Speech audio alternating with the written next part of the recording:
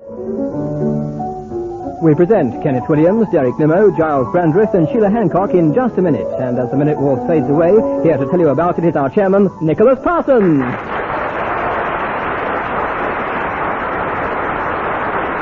Thank you. Thank you very much. Hello and welcome to another series of Just a Minute. And in the first of our new series, we welcome back two of our regular players of the game, Kenneth Williams and Derek Nimmo, and two guests who have excelled themselves at the game in the past, Sheila Hancock and Gyles Brandreth. And they, as they try and speak for just a minute on the subject that I give them, without hesitation, repetition, or deviating from the subject. And we begin the show and the series with, who better, Kenneth Williams. Kenneth, the subject is the fun of bath night.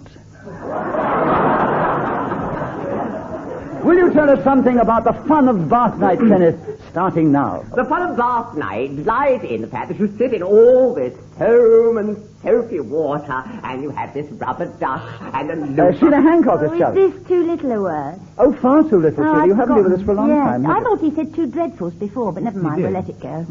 Well, it was too late. You I said know. two thises. We ignore the couple of thises. I mean, It there were will take four. me a long time to get worked into this show. Yes, but at least you've established you're back with us, Sheila. Right. How nice I to have you know. as well. Sheila Hancock, an incorrect challenge, another point to Kenneth Williams, and 43 seconds left, starting now. And you luxuriate in this warmth and gradually... Derek Nimmo challenge. Repetition of warmth. I think you said warmth then, didn't you? Warmth, I said, T-H. Yes. T-H on the edge, you great fool. You want to listen? Watch your ears out, don't they? What a cheek. Now, it's the beginning of the new series, Kenneth, so restrain yourself. Keep it for the end, but not right now. Warm before, and I think it was warmth this time. So Kenneth has yet another point, and he has 39 seconds to continue with the fun of bath night, starting now. Some people shove salt in the bath, and they maintain that this gives them a much more relaxing experience. Well, I don't know about that. I've always found myself that the ability to lie back and cast away the cares of this world and sing a little song, perhaps a merry jingle, and annoy some of your neighbours in the process, which can be quite fun. I must say, Derek Nimmo challenge. Repetition of fun. Fun is in the title, you great fool.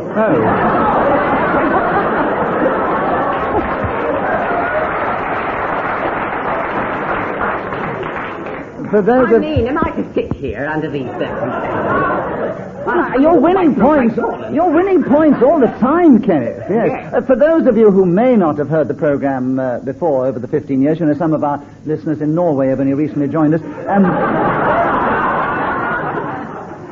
You are allowed to repeat the word which is in the title of the subject, and the word fun is there. So, Kenneth, you have another point, and you continue, and there are 12 seconds left, starting now. And the other fun I always adore is when the bath goes. Sheila Hancock. Is always a little word. He did say always more than once before, so, Sheila, you have a correct challenge. You have a point for that. And you have 8 seconds on the Yeah, fun of because fun. she's timed it, you see, over the last minute, so she hasn't got to do anything, just to get a point. She's timed it right at the last minute, and I'm doing all the work. I'm a cult figure, and I'm doing... Well, as a cult figure, you have got 4 points from their incorrect challenges. I don't know what you're complaining about. And Be a Sheila... generous cult figure. A generous cult figure. He's just a big cult figure, aren't you, Kenneth? And you have 8 seconds, Sheila, on the fun of bath night, starting now. I remember when I was in digs up in Oldham, we used to have a tin bath in front of a big black stove, and it was a glorious experience.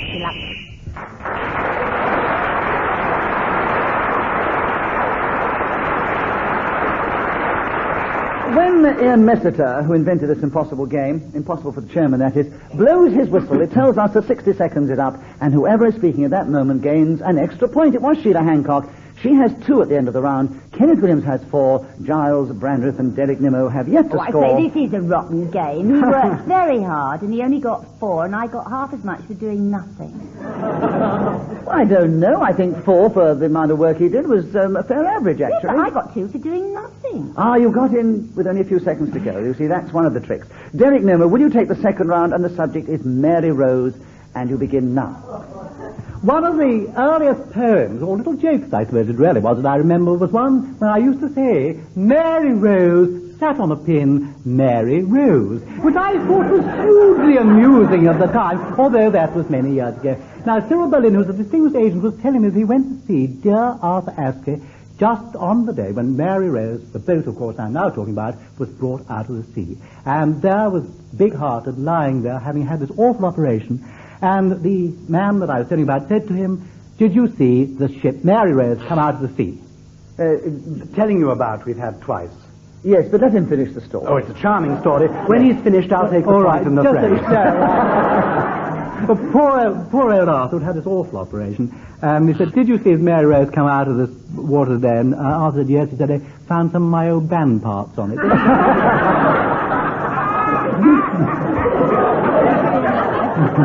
So, Derek, a lovely story. I'm glad you finished it. But before you did, Gyles had challenged you when there were 26 seconds left. And Gyles, you had a correct challenge. You get a point. You take over the subject of Mary Rose starting now. People say that this program is very like the Mary Rose because it is such a wreck. I rather feel it's more like taking part in this program is more like Derek Nimmo has repetition of program. Yes, you repeated program, I'm afraid, Giles. So Derek has at last got a point, and he has 13 seconds on Mary Rose, starting now. I have an old chum called Ronald Bell. Sheila Hancock has Could chum. that be called a hesitation? No, it couldn't, Sheila. I'm very sorry. No, it was a Nimmo elongation of vowels, and he has 9 seconds on Mary Rose, starting now. To think of Henry VIII standing there in the harbour watching this magnificent boat sink all those years ago, and for it to reappear, guided by our dear Prince Charles, in 1982. It does really break...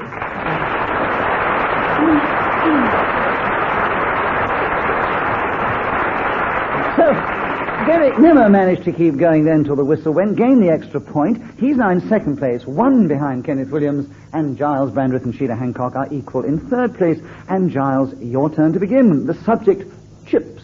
I first encountered... Well, no, I do have to say so that Ian Messiter can start his watch. Do I get a bonus for enthusiasm? No, I have been known to take them away. So, Gyles, we applaud your enthusiasm, but you begin... Derek Nimmo, you have a microphone in front of your hands, and it doesn't come over very well, especially in Sri Lanka and places west. Oh, right. Giles, the subject is chips, and you begin now. The first memories I have of chips were when I was a child, and my father used to take me to school every day. He had to, poor soul. He was in the same class. Derek. Well, I refuse to believe that his father took him to school on Sundays.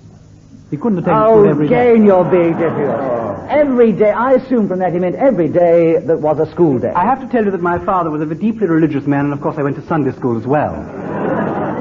Well, Saturday, yes, was for... Anyway, He was also a closet rabbi.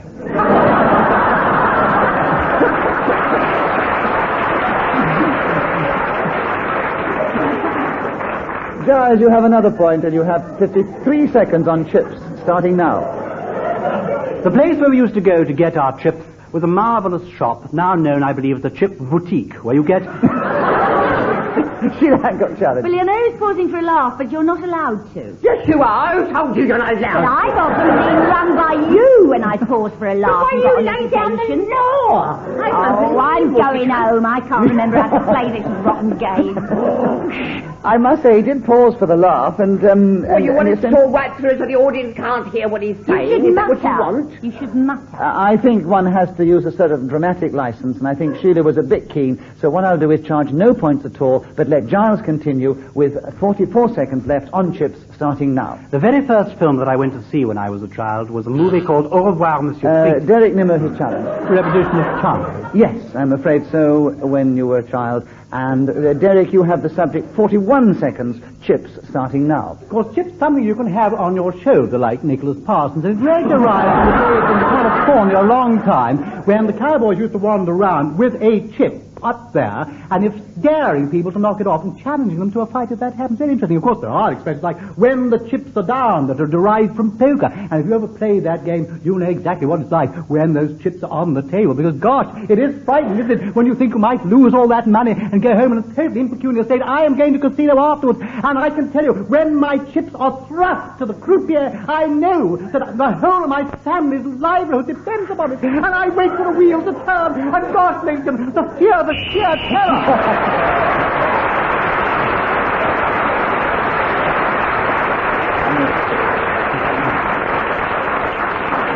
Well, the audience applause showed, Derek, that you really deserved that.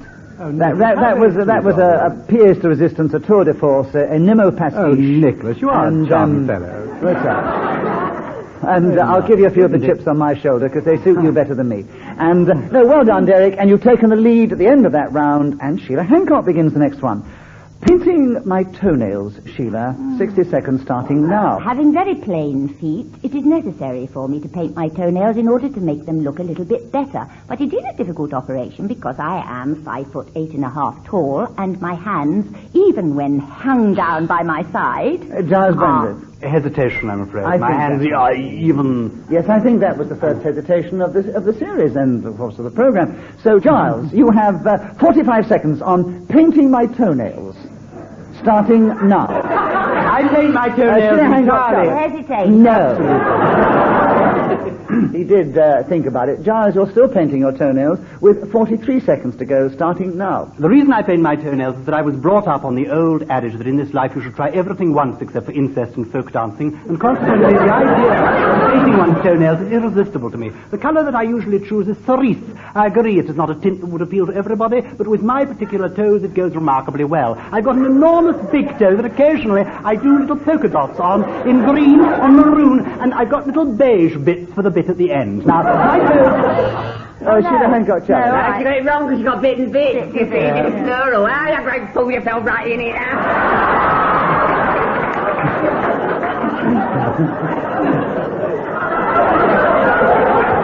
What a way to treat a guest, honestly. I've known her for years.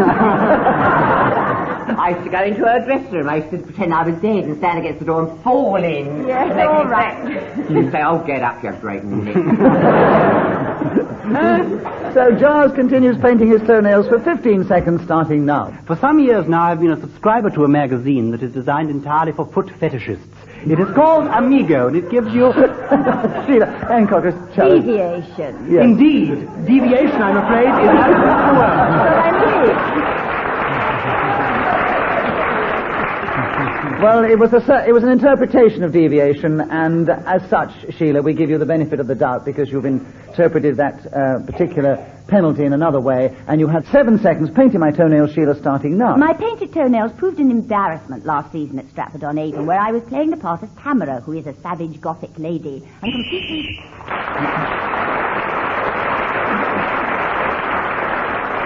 So Sheila Hancock speaking then as the whistle went has moved forward alongside Derek Nimmo, 1 point behind our leader who is Gyles Brandreth, and Kenneth Williams is in the same position as when he started into the first round. But he is going to begin the next round, Kenneth, and the subject is Venus. Will you tell us something on that delightful subject? 60 seconds starting now. This is one of the planets which rotates more slowly than any of the others. It is... Gyles Brandreth. I think really it was a bit of hesitation. No, it wasn't. He was rotating slowly, but not slow enough for hesitation. So watch it, Kenneth, and you have 52 seconds on Venus starting now. The revolution takes 243.5 days. It is also the name of the goddess of love. And according to Greek mythology, Aphrodite was the daughter of Zeus and Dione, and she was reputed to have come ashore in a sort of scallop shell in Cyprus. That place, incidentally, is devoid of any decent pavement, so you better take it.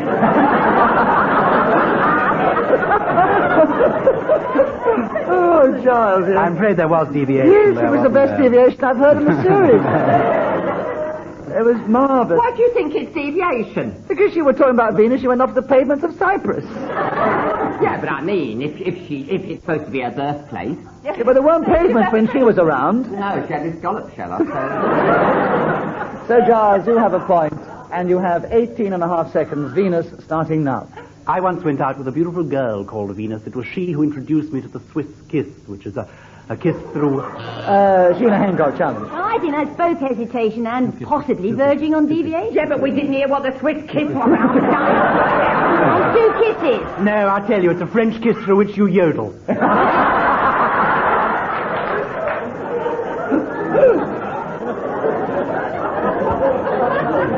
So he repeated the word kiss, and you have a correct challenge, Sheila. This time there are 16 seconds left. The subject is Venus, and you start now. I had a friend who had a black cat called Venus that was named after the one who went off with Adonis, who was a Roman. Derek Nimmo challenge. 2 wases. Oh, shut up. Well, I wasn't allowed this, and that's got one more letter. And I didn't give any penalties or any points, so we leave things as they are, but Sheila keeps the subject, and there are 9 seconds on Venus starting now. Venus was a particularly lovely cat. It adored... Derek, Chap. Revolution of cat. Yes, I'm afraid you did have cat before, yes. 6 seconds for you, Derek, on Venus starting now. Another one of the little poems I used to recite is one. This is the story of the good ship Venus. I can't remember how it went on, but I do remember...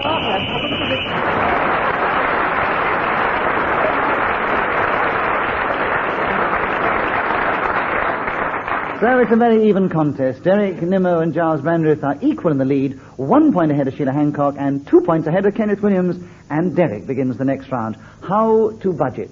Derek, can you tell us something on that difficult subject starting now?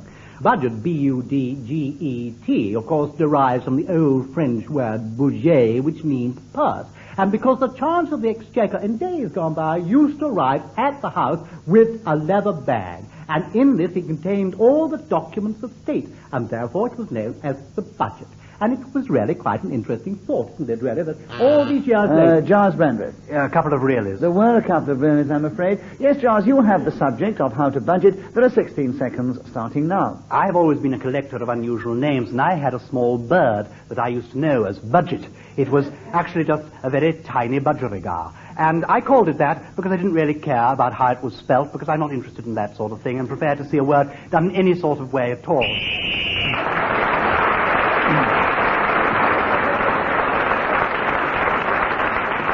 Gyles Brandreth and Derek Nimmo are still in the lead together at the end of that round. And Gyles, your turn to begin. 3 Little Pigs. That's the subject starting now. I am a children's author, and among the many stories that I've retold is that of the 3 Little Pigs, and it resulted in me being given a great honor by being invited to the Soviet Union. I think they were principally interested in my story about the 3 Little Moles, but they also took quite a bit of interest in this one that I'd written about the 3 Little Pigs. No, interest.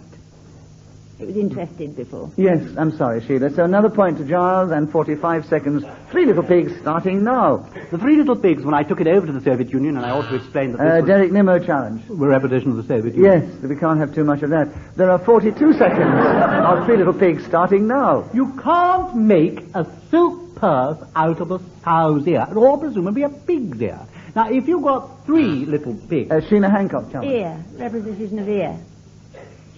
Yes, absolutely right. Jolly good. Well, listen, Sheila. I had to do a very quick mental rerun of what had been said, and sometimes difficult for you. You said a bit louder if you're going to be rude. I mean, let's all hear it. No, it's not worth repeating, is it? Right, 34 seconds for you, Sheila. 3 Little Pigs starting now. Well, I know 3 little pigs called Joanna, Susie, Ellie, Jane, and Abigail that are my 3 daughters. There seem to be 5 up to there. I counted at least 5. Ellie, Jane... No, I realised... Joanna, Susie, and Abigail. Oh. And I realised that there were 2 Christian names for each child. Oh, I see. So I let Well, you I did keep really, but I thought I'd never go. 28 seconds, Sheila. 3 Little Pigs starting now. And were you to join us for Sunday dinner, you would see them all in action. In fact, one of them is sitting in the audience now, nodding her head in agreement that she is apt to... Giles... Sadly, she is not nodding her head in agreement. She has dozed off.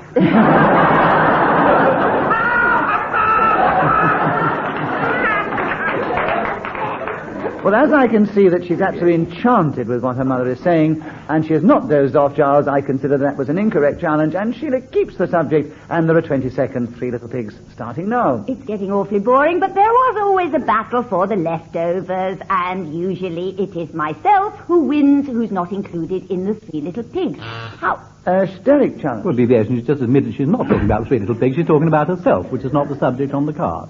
She just said she was not included in 3 Little Pigs. She was still on the subject of 3 Little Pigs. So she hadn't really deviated from the subject. So Sheila's getting more points. And 10 seconds left, Sheila, starting now. There were once 3 little pigs, and they went for a walk, and they came across a big wolf, and they decided to build 3 houses. Giles. Oh, all the 3s, but not in the same context. No, because 3 is also in the title of the subject, so Sheila has another point and 2 seconds to go. 3 Little Pigs starting now. One made it of brick.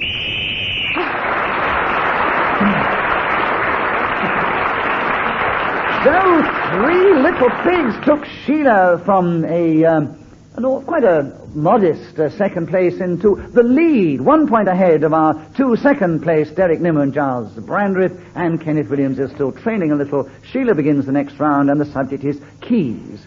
Can you tell us something on that subject, Sheila, starting now? I always try to buy a handbag that will help me find my...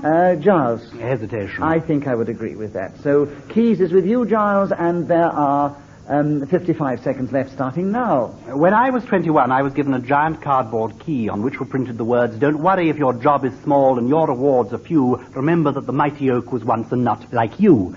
Now, this is... Sheila Hancock. Hesitation. Yes, it was the same type of hesitation. I'm sorry, Giles says. Only fair. I give it back to Sheila with 44 seconds left, starting now. If I could give you the key Kenneth, You're not supposed to speak for 60 seconds. You're not supposed to sing for 60 seconds. It says in the game, you speak for 60 seconds. Now she goes, if I could give you And not as well as I was doing it, incidentally. If I'd carried on like that, I wouldn't be here today. Well, not looking so lovely, anyway. I don't know what to say on that I'll one. tell you what to say. I know. It's not the... Well, they say the game I doesn't know, say. no, You're supposed to speak for 60 seconds. It says it in the rules, doesn't it, Ian Messenger? That's right, he's just said yes. But I have known you to burst into song on many occasions, Kenneth. Oh, but that's poetic license. Shall I put it to the audience, when I have a difficult decision to make, I leave it to the wisdom No good asking this lot, look at them. of the superior intelligence and wisdom You've got a of lot our of very, friends out there, Kenneth. a very Your attractive relatives. audience. If you agree with Kenneth's challenge, you cheer for him, and if you disagree, you boo for Sheila, and you all do it together now. Unanimous. So, Kenneth, we're into the last subject. You began the show. Let's see if you can finish it. The subject is keys. You have 42 seconds, starting now. I'm glad I got the subject keys because the most dreadful thing occurred when I took a flat, and was the first I ever had, and I lost my keys, and the fire brigade came, and windows were opened in the adjoining apartment, and I clambered this floor on very fragile sort of scaffolding. Giles's challenge. I'm afraid a bit of hesitation there. As we Not led a the thought of bit of scaffolding. hesitation. No. I mean, he was, but I mean, you know, it wasn't to be a penalty in the game. Kenneth, you continue with 19 seconds left on keys, starting now. This burly figure entered and opened the door, and I said, well, I have to pay because I've lost my keys, and he said... Sheila Hancock. Lost. You mentioned about losing your keys before. You'd lost your keys. Well, I think it's awfully mean. I mean, I was just getting into my flow. I think you should leave flow out of this, quite frankly. Sheila, you have the subject. 11 seconds, keys, starting now. Just before this program, Derek was talking to me about how dreadful it was that we were getting older. But there are keys to fighting these depressing Kenneth Williams' challenge. Rubbish, it's the most dreadful deviation I've ever heard. Keys to fighting? There are keys to fighting. It doesn't even make sense in English. I think you're probably right. But the Norwegians will like it. The Norwegians are looking it up in their dictionaries and understanding what keys means. It's keys to open doors to fighting this. No, I think I would agree with you, Kenneth, and you have half a second left. And you talk about other people getting in just before the whistle. The subject is keys, Kenneth. Half a second. Are you ready? You're quite ready, are you? And you start now. Keys...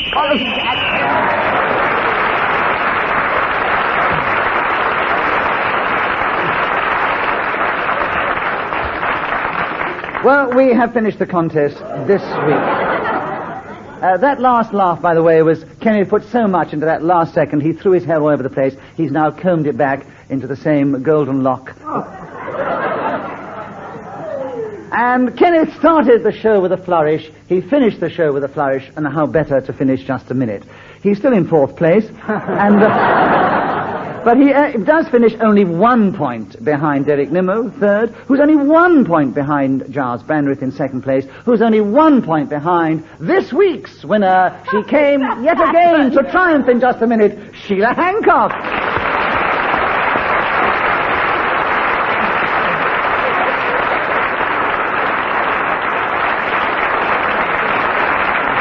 Well, we do hope you enjoyed this edition of Just a Minute, and you will want to tune in again the same time next week. So goodbye from all of us here until the next time. Thank you.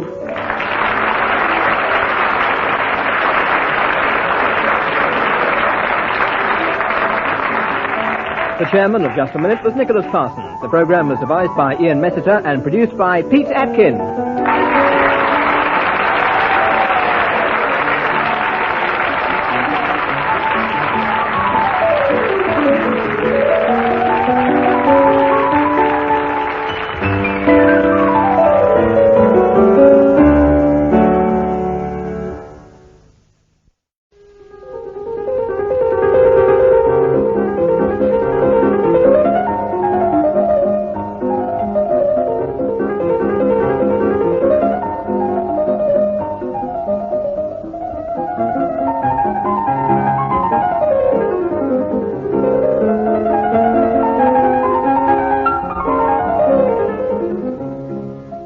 We present Kenneth Williams, Clement Freud, Peter Jones, and Jeremy Beadle in Just a Minute.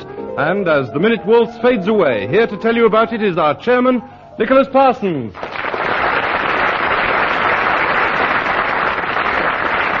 Thank you. Thank you very much. Hello and welcome to Just a Minute. And as you've just heard from our announcer, this week we welcome a newcomer to the game who's come to play with three of our regulars. It is Jeremy Beadle. Let's make him feel at ease and at home. Thank you. As he pits his wit and his verbal dexterity against Clement Freud, Kenneth Williams, and Peter Jones, as they all try and speak at different times, we hope, on a subject that I will give them, and they will try and do that without hesitation, repetition, or deviating from the subject. We'll begin the show with Kenneth Williams, and who better to begin any show? The subject, Kenneth, is Binge. Will you tell us something about that subject in the game, starting now? It's slang, you know, and means to go out on a spree. People say, let's have a great binge. And, of course, it's not something which I, as a Puritan, should approve of, though I must admit I had a binge on one occasion in the Lebanon. Would you believe I was tight as a tick? And the place was called Beirut. Mind you, in those days, it was terribly sheesh, and we had this marvelous bar, a great, huge affair, and I was having these Campari sodas, I think they were, with a chum who was also an actor, and we got steadily more and more indecisive. Oh, Clement Freud, yes. Oh, dear. Oh, dear, yes, more and more. You did. And Clement, you have a correct challenge, so you get a point for that. You take over the subject, and there are 17 seconds on Binge, starting now. Some very good drinks, if you are going to go on a binge, are whiskey, gin, vodka, Benedictine, Grand Marnier, beer, cider, and particularly, I would say, vermouth of all shades and colours. Campari, May. Peter Jones, a challenge. Well, that's suicidal. That's not a binge. We can't encourage listeners. You're going on a suicide trip. Yes. I think you made your moral point, Peter. Thank you very much. That's all that really matters. I'm afraid that he wasn't, I don't think, deviating from the subject on the card. Clement, you have a point for a wrong challenge. You continue with 3 seconds to go on Binge, starting now. White and dark rum. Oh.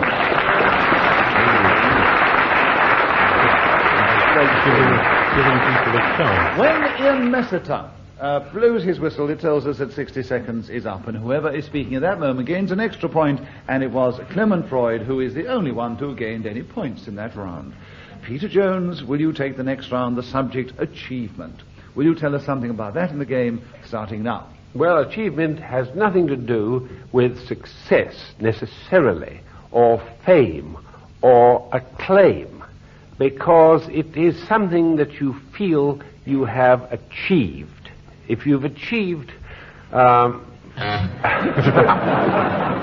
I feel awfully mean about this, because I do see... I wouldn't. I think anything about it. It is achievement, and I did hear the word achieve twice. Yes, I know you did. It was a verbal hiccup, I know, but... It wasn't a verbal. He came out with an absolute full stop. Yes, yes. He thought about his own achievements, and he dried up. Jeremy, Well, that's easy to do. isn't that funny? They can be rude to me, and you all laugh. If I'm rude to any one of them, there's silence. I think that's the way it should be. Thank you, Jeremy. I see the way you're going to play it. Right. Anyway, you did spot that, Jeremy, didn't you? Jeremy, you have a point for a correct challenge, and there are 47... No, they're not. There are 43 seconds left. The subject is achievement, and you start now. I think the essence of achievement is probably appearing on this very program in the company of such galactic stars as Kenneth Williams, Clement Freud and Peter Jones.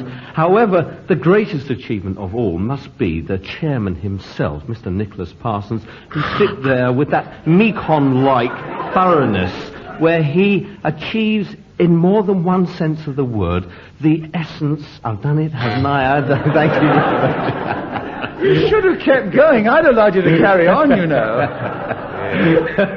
Peter Jones, you've challenged. Well, he did say essence twice. Yes, I know he did, but you can't have too much of the essence of Parsons. And there are 19 seconds left, Peter. You have a correct challenger point and the subject of achievement starting now. Yes, well, I don't know what the essence is, but I suppose I'm allowed to say it if I haven't said it before, aren't I? Yes. What? Wind up? Keep going! Oh, I see. Why are you doing that? Sorry, you were doing this. I didn't know what you meant. Hesitation. Hurry up, Yes, I thought. indeed. Hesitation. For the listeners at home, I was encouraging Peter to keep going because he was thinking he was going to pause and he would have lost the subject. And I didn't want Peter to lose the subject. No, I quite. like hearing him talk. Because we might have got it back to you again, of course. Well, Jeremy Beadle has got in with 7 seconds to go. The subject is achievement. Jeremy, starting now. Of course, the major achievement of this program is to actually talk for 1 minute. Clement Freud. That's right, repetition of program. Although I've said it before, I'm not allowed to say it again. No, when you pick up the That's subject what they again... mean by repetition.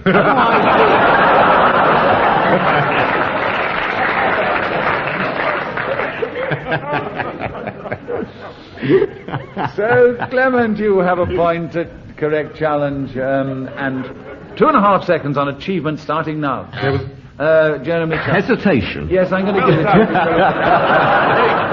Hey, quick. Terribly quick, Very a good. bit mean, but Clement usually gets in before, so Jeremy will let you get in with 2 seconds to go on achievement starting now. Achieving the ultimate in this program.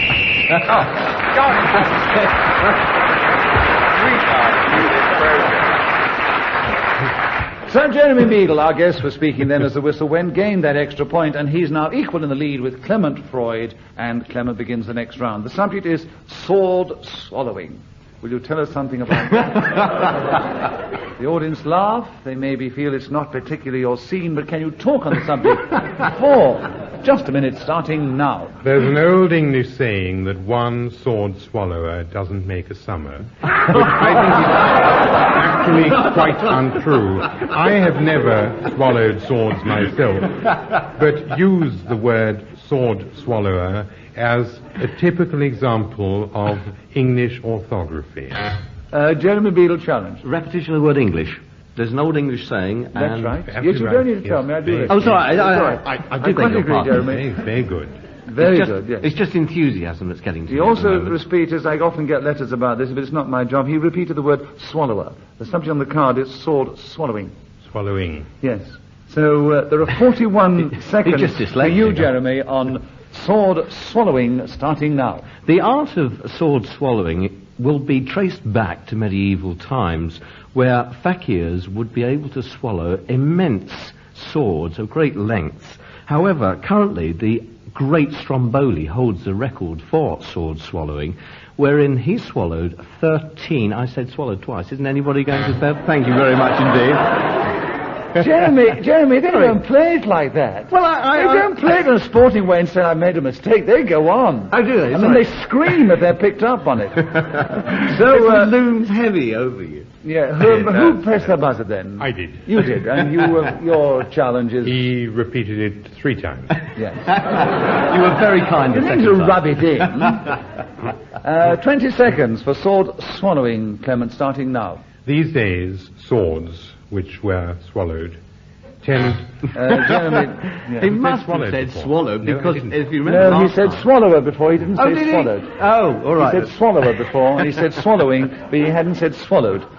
So, there are 16 seconds, Clement, with sword swallowing starting now. tend no longer to come from Sheffield. but now high from Taiwan, Hong Kong, Pakistan. Kenneth Williams. Hesitation, I agree, yes. There are 8 seconds for sword swallowing with you, Kenneth, starting The now. art of sword swallowing lies in well greasing beforehand the entire alimentary tract so that the instrument goes down without let or hindrance.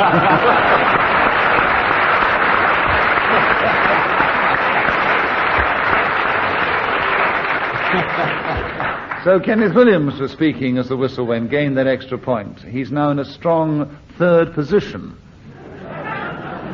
He's ahead of Peter Jones, behind Jeremy Beadle, and Kenneth Williams begins the next round. Palaeontology. Kenneth, can you tell us something about paleontology in the game starting now? Paleontological work involves, as far as I know, the tracing of extinct species, and can be done if you unearth various fossils which give you an idea of either the animal or the plant, because paleontological work involves Clement Freud. Repetition of paleontological. Yes, you did start off with paleontological. Oh. I'm sorry. Well, that was very sharply observed by young Freud, wasn't it? I don't think it's so sharp because it's such a difficult word to pronounce. If you repeat it, I think anybody would remember. But Clement, you have the subject. You have 35 seconds. Paleontology starting now. One of the more interesting aspects of paleontology, which my friend Kenneth Williams very rightly said is the study of fossils, is the fact that the fourth letter in that is A, when most people think it is not. When you get spelling bees, it's marvelously convenient to have knowledge of that ilk. What... Kenneth Williams. Yes, well, I would say deviation. You see, the subject is paleontology. It's not spelling. I think that's a very good challenge. Thank you ever so much. You're not seriously. Yeah, I have to be serious, yeah. What, saying that if you spell paleontology, you're deviating from paleontology? That's a very good challenge. No. It's a good decision. No, actually, no, you didn't say that, Clement. What you said... Don't you be browbeaten, No, Nicholas. you Don't be browbeaten, Nicholas. And he tried to browbeat you, you see. You actually were talking about spelling as opposed to the subject of paleontology. What was I spelling? What was I spelling? Then he's neither here nor there.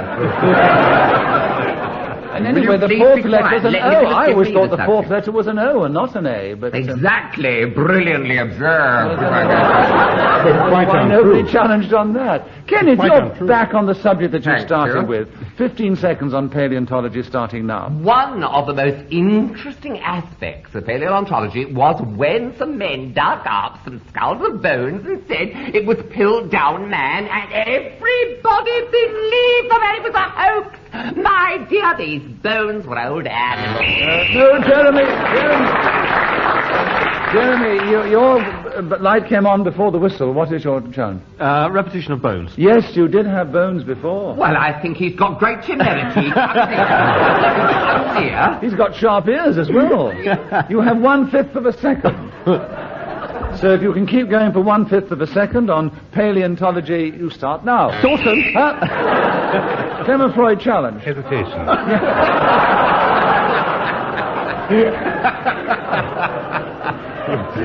Quite hard getting in. We won't charge on that one. We'll just give Jeremy the point for speaking as the whistle went and say that he's now equal in the lead with Clement Freud, and Peter Jones begins the next round. Peter, the subject is what I think of the chap sitting next to me. There are 60 seconds as usual, starting now. Well, when I received the cunningly worded invitation to appear on this program, and it said that someone called Jeremy was also going to be involved, I didn't know whether it was Jeremy Thorpe or Jeremy Clyde Jeremy? Yes, I think we got Jeremy squared there. Yes, I think so. Oh, Jeremy's yes, of not on the course, cards. yes. It's the chap sitting next to me, not Jeremy sitting next to me. Yes, of course. So, Jeremy, Beadle, you have the subject with 45 seconds. What I think of the chap sitting next to me starting now. Apart from being a marvellous mimic, an excellent actor, what a lot of people don't know about Peter Jones is the fact that he is an excellent playwright. Clement Freud challenge. Repetition. Of what? Oh, all those adjectives about Listen, I know what he repeated, but I have to know that you know. one of those. Which one was it? Excellent. Excellent is right. I don't know whether you were fishing then, or you really knew. I never know whether they're setting me up for the fall or whether they're being genuine. There are 35 seconds left for you, Clement, on what I think of the chap sitting next to me, starting now. When I received this cunningly worded invitation to appear on this program and noticed that Kenneth was on the contract, I had no idea whether it was K. Bell or Graham of that ilk, or someone with a similar nomenclature, spelt N-O-M-E. And a man came to me at the fair and said, if you've a poet's tongue, tumble up and chant the air, that the stars of morning hum, I'll pay you. Peter Jones's challenge. Deviation. Yes, why? Well, he's not talking about the chap sitting next to him. No, he's talking about... Talking a lot of rubbish. Yes. Some of it. No, the poet's words weren't rubbish, but he was making rubbish of the subject. Right, 6 seconds starting now. He's immensely popular on television. And when we both walked on the stage this evening,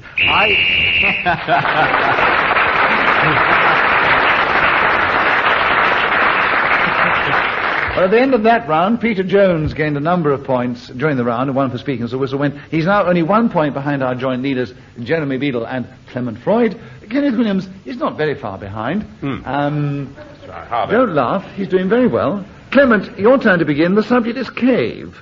Will you tell us something about that in the game starting now? A cave was nature's way of doing what the housing authority does today. And the Jeremy Beadle challenge. Unless that was a theatrical pause, I suggest hesitation. I do think it's terribly unfair. One gives a new member of the team the chance not only to laugh, but to be heard to laugh. And while he's laughing, he presses his button.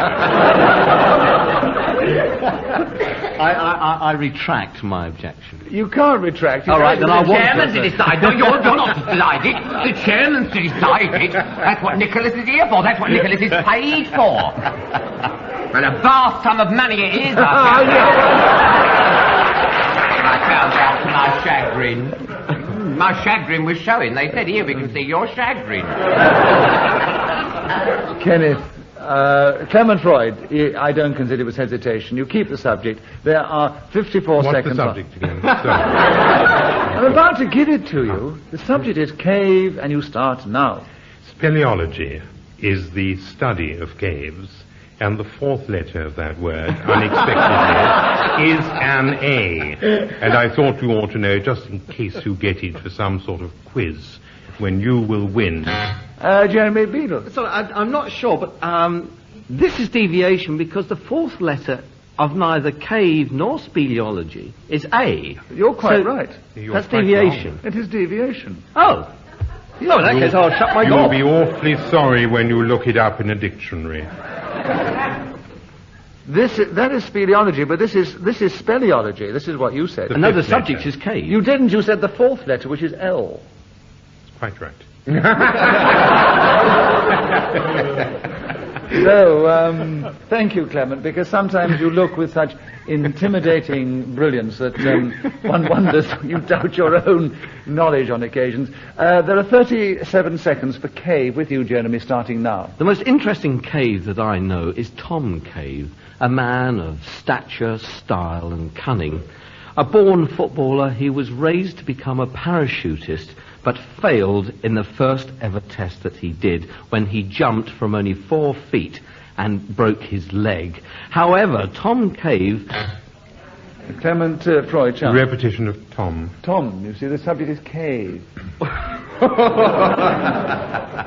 And so, Clement, you have the subject back. 19 seconds, cave, starting now.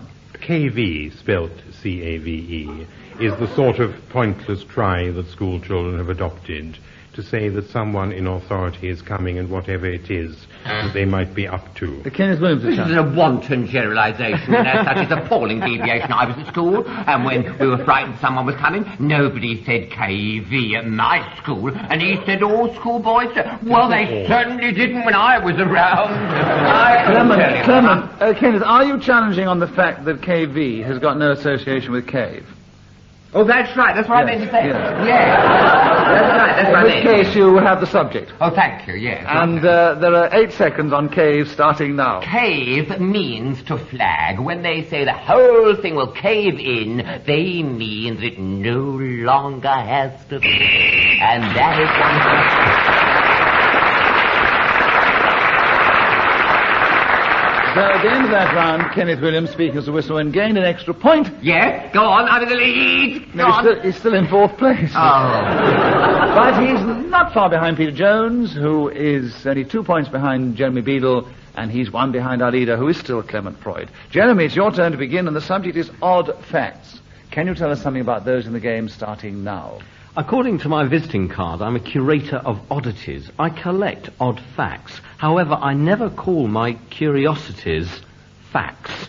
It's a fatal word. Peter Jones is challenged. Repetition of curiosities. No, I said curator of oddities. You didn't hear me.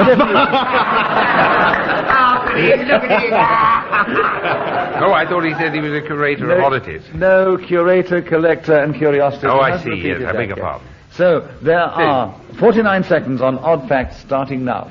Facts is, Peter Jones. Hesitation. I would agree with that one, yes. Facts is, well, yes. 46 seconds are left for you, Peter, on odd facts starting now. Well, the first letter of facts is F, the second A, and that's just about as much as I know about them. Kenneth, there's a Well, the hesitation came to a full stop. It did indeed, yes. So, Kenneth, you have odd facts now, and there are 39 seconds starting now. One of the oddest facts I learned on a trip to Australia was that the Sydney Harbour Bridge was built by Redpath Dorman Long, which is a British company, and that they have to pay in tolls for it to this day. And Australians said to me, we have Clement Freud's light came on, but no buzzer. Were you buzzing? How dare? What's going on? I think it's just natural incandescence. What is your buzzer or the bridge? That my light went on effortlessly without...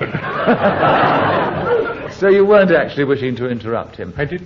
You didn't, but the light did actually come on, so you're... That's your problem. But it stems from your finger, or your thumb. So do watch the Freudian slips, otherwise we're going to have problems. Kenneth, we won't charge anything for that. You keep going, and there are 19 seconds left on odd facts starting now. One of them is that the human body has a certain organ which enlarges itself to 7 times its normal size, and that is the eyelid. A lot of people think of something else, and they have dirty minds, and they know nothing of the human body, and most of the time they're going to be very disappointed. Repetition of body. Yeah, you mentioned the human body more than once, yeah. And I think your audience were quite pleased you were interrupted, actually. Well, I'm sure since he's challenged, we're going to hear some wonderful pearl. So let's all be agog. Well, he only has 2 seconds in which to gog you. He's got him with 2 seconds to go on odd facts, starting now. Kenneth Williams deserves the spirit.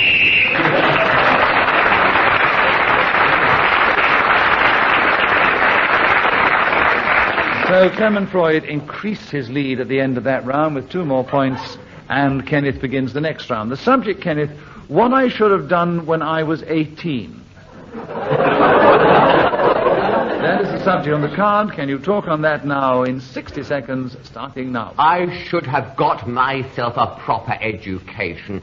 Looking back, I realize the whole Jeremy Beadle's challenge. Yes, deviation, because having read Acid Drops, it's very obvious that Kenneth received an excellent education. Well, that's really very fair. I feel quite overcome. Well, I think actually to a great extent Kenneth is probably self-educated. He's one of these very brilliant people who didn't have the benefit of the education other people have had, and he has made himself into the cultured person he is today through his own efforts and application.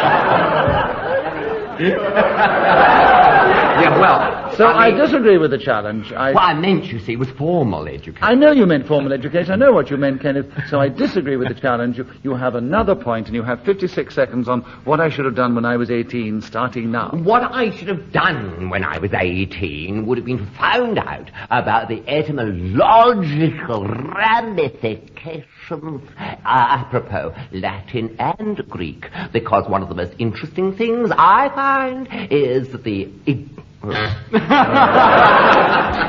Clement Freud challenge. Hesitation. Yes, so Clement, 39 seconds left on what I should have done when I was 18, starting now. What I should have done when I was 18, I did when I was 16. And after 2 years of total misery, wondering what on earth was left that I could achieve without fattening myself, becoming less... Jeremy Beadle challenge. A hesitation. I would agree with that hesitation, yes. Speaking rather slowly. You were. So slowly that you hesitated. 24 seconds are left on what I should have done when I was 18, Jeremy, starting now. Well, being only 24 but looking 18, I find this an astonishing thing to actually have to discuss, because what I should have done when I was 18, I still haven't performed to this day. I am waiting until I reach that right age of maturity wherein I will know what I should have done when I was... Clement Freud challenge. So that's the subject, isn't it? What Yes, that is the subject. Yes, I'm I glad would you were like him listening to have another point. Oh, he's so clever with it. So you've let him have another point, and actually what you've done, you were in the lead up till then, That's and why I Jeremy wanted has him to have another another point. He's only 1 point behind you. This is also going to be the last round. There are 3.5 seconds to go, Give him and another Jeremy, you have what I should have done when I was 18, starting now. What I should have done when I was 18...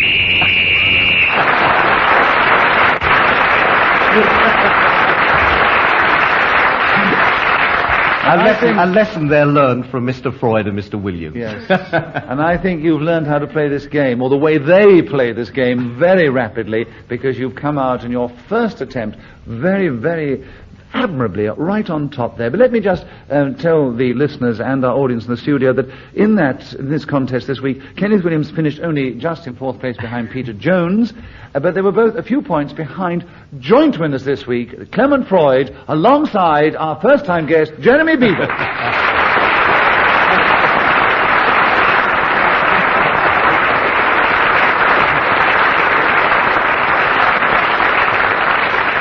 So I hope you'll come back again, Jeremy. I naturally hope all the regulars will come back again, because we wouldn't have a show without them. We hope you've enjoyed the show this week, and we'll want to tune in again same time next week when we take to the air and we've played Just a Minute. Till then, from all of us here, goodbye.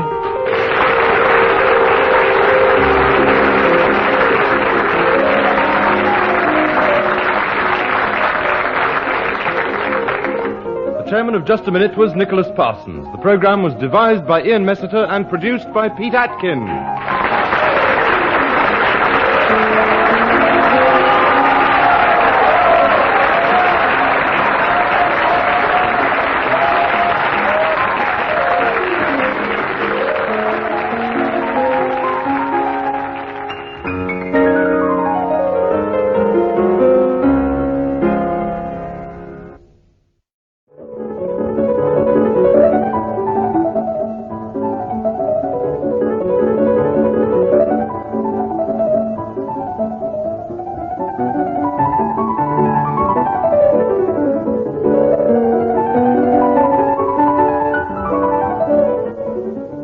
We present Kenneth Williams, Derek Nimmo, Peter Jones and Liza Goddard in Just a Minute. And as the minute waltz fades away, here to tell you about it is our chairman, Nicholas Parsons.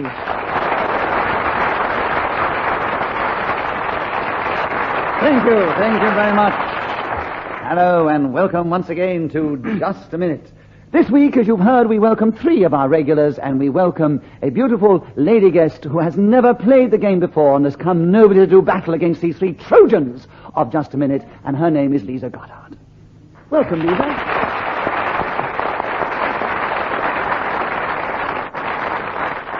And they're all going to try and speak at different times, we hope, on the subject that I will give them, and they will try and do it as usual without a repetition, hesitation, or deviating from the subject. Kenneth, let's begin with you, and the subject is getting stung. Would you tell us something about that in the game, starting now? Getting stung is a very unpleasant experience, and the first time in my life I recall it happening was a stinging nettle. And luckily there was a rural expert to hand who said to me, grab hold of a handful of dock leaves and rub in the juices. Well, it worked like a dream. On another occasion, however, when it was a wasp, I come up the size of a football and rub on permanganate of potash. Liza Goddard is challenged. I think you rubbed twice. Oh, she's sharp. Yes, you rubbed in the juice of the dock leaves and you rubbed on the permanganate of potash. Liza Goddard, you have challenged first, and that's 1 point to you because it's a correct challenge, and you have 30 seconds to take over the subject of getting stung, starting now. Well, of course, getting stung is a very nasty experience, but I believe the best thing for most stings is vinegar, which you rub on frequently, and then Derek challenge. It was a rather mean hesitation. I mean, a mean challenge, I thought. Well, it was only mean Really? because the fact that she hasn't played the game before, but she did pause for quite a long time, Derek, so you take the subject, having gained a point, and 13 seconds are left, and you start now. I was stung by a particularly nasty adder in the jungles of Malaysia. They called for the flying doctor who landed and took me into Kuala Lumpur, where I was administered to by the most able doctor and nurse. And thanks to them...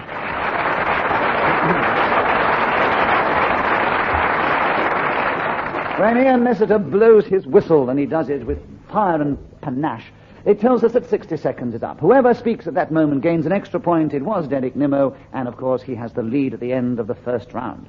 Peter Jones, will you take the next round? The subject is escapology. Can you tell us something about that in the game, starting now? Well, I think escapology is really another branch of conjuring. It relies on a tremendous amount of fakery. You have locks that are really not genuine. As you get into the sack or up your jumper or wherever it is, some hesitation. Yes, up your... and then you hesitated, as indeed you should. Kenneth, you have the subject, and there are 39 seconds on escapology, starting now. The greatest exponent of this was unquestionably Houdini. Shall we ever forget the accounts reproduced, incidentally, in the most incredible volumes, especially the one where, in a tank of water, visible to the entire audience in the theatre, he was chained, and yet, miraculous, the whole thing fell off, and up he rose, and the victorious performer was greeted with the most thunderous applause. You've never seen anything like it in all your born days. That's wonderful.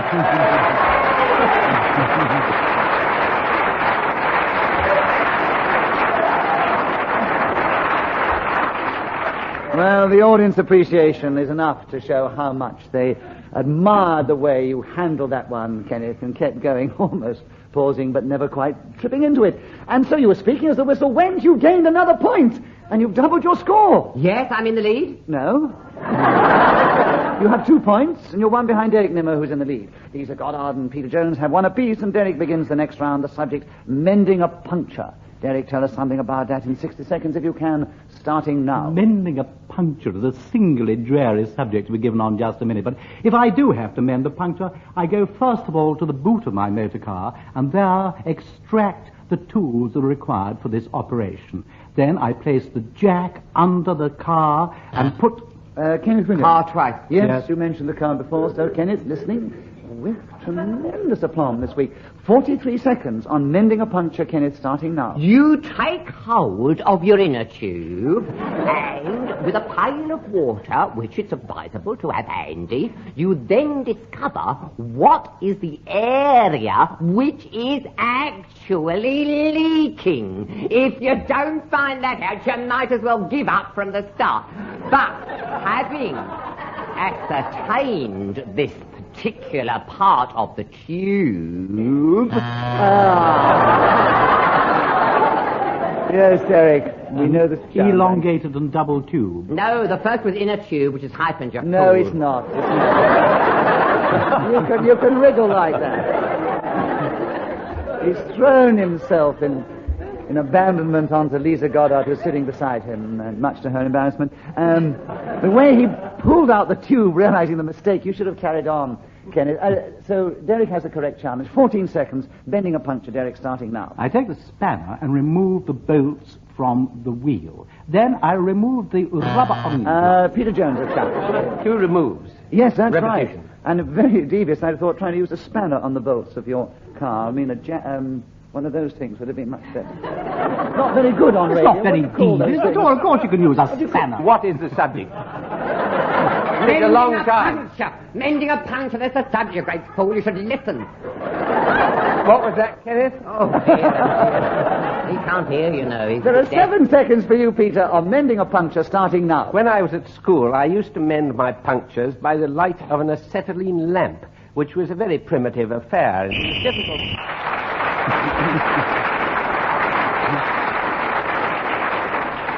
Peter Jones was not only speaking when the whistle went, gaining that extra point, but game points during the round, so he's now equal in the lead with Derek Nimmo, closely followed by Kenneth Williams and Liza Goddard, and she takes the next round. It is Humpty Dumpty. Lisa, can you tell us something about that in the game, starting now? Humpty Dumpty is, of course, a nursery rhyme. Humpty Dumpty sat on a wall.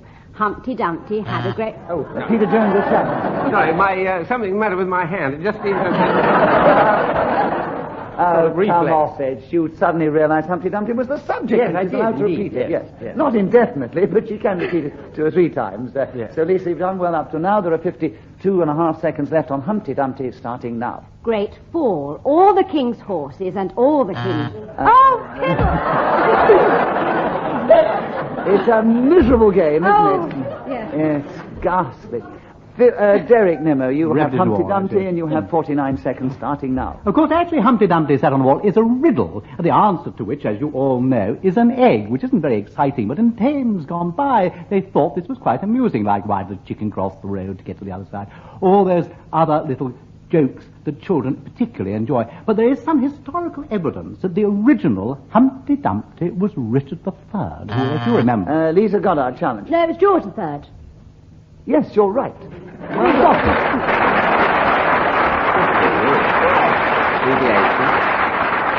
Well done. You see, it's good to have intelligent people on this. It was Humpty Dumpty because he had a crooked back. No, it wasn't it? Keep it for the show. Keep it for the game. Lisa, you have a correct challenge. You have a point, of course, and there are 27 seconds left. Humpty Dumpty starting now. Humpty Dumpty is based on George III, who went mad, therefore the crack in the egg when he fell off the wall. And his father... Derek Nimmo, challenge. Gravitational wall. Humpty Dumpty sat on a wall. What a mean thing. You mentioned it all before, yes. Singing Humpty Dumpty and then try and right themselves, which was rather difficult, as you imagine. And if they couldn't do that, they had to employ Chap.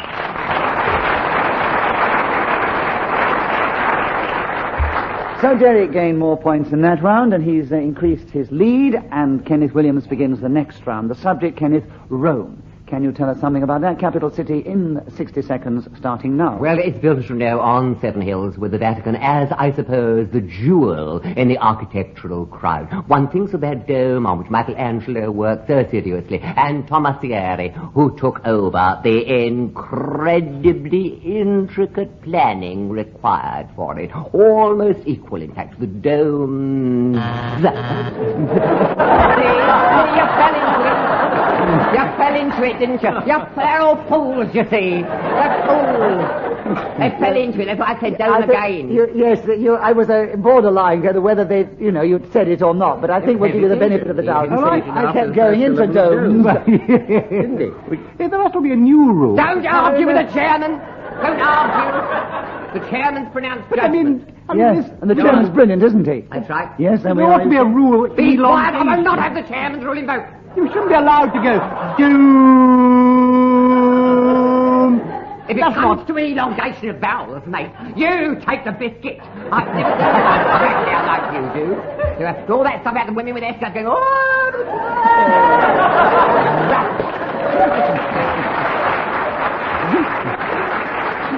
You made your point. I think you cleverly elongated it into a plural, so we give you the benefit of the doubt, Kenneth, and you have a point, of course, and there are 38 seconds on Rome starting now. Mid pleasures and palaces, where'er I may roam, be it ever so humble.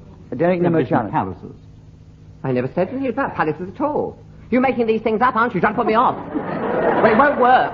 It won't work, I'll tell you that much, mate. It just won't work. I'm not being put down. Sort of fighting mood. Yes, I'd like to see anyone take advantage of me. I should love it. Are we ready? Yes, we're ready. There are 34 seconds on Rome with you, Kenneth, starting now. I have roamed in many a foreign clime, and nowhere have I enjoyed it more than on the banks of the Bosphorus, because, when you're roaming about Istanbul, you see these old peddlers on the fish. Peter Jones, a challenge. Now he's talking about Istanbul. He's roamed too far from Rome.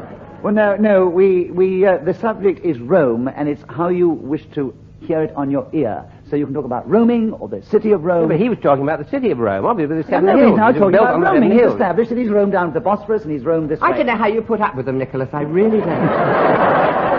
People have said that about me when it comes to you sometimes. Talk about patience on a monument. You're absolutely incredible. Kenneth, I'm overwhelmed. And I don't know what to say except that you have another point. Well, thank you, my darling.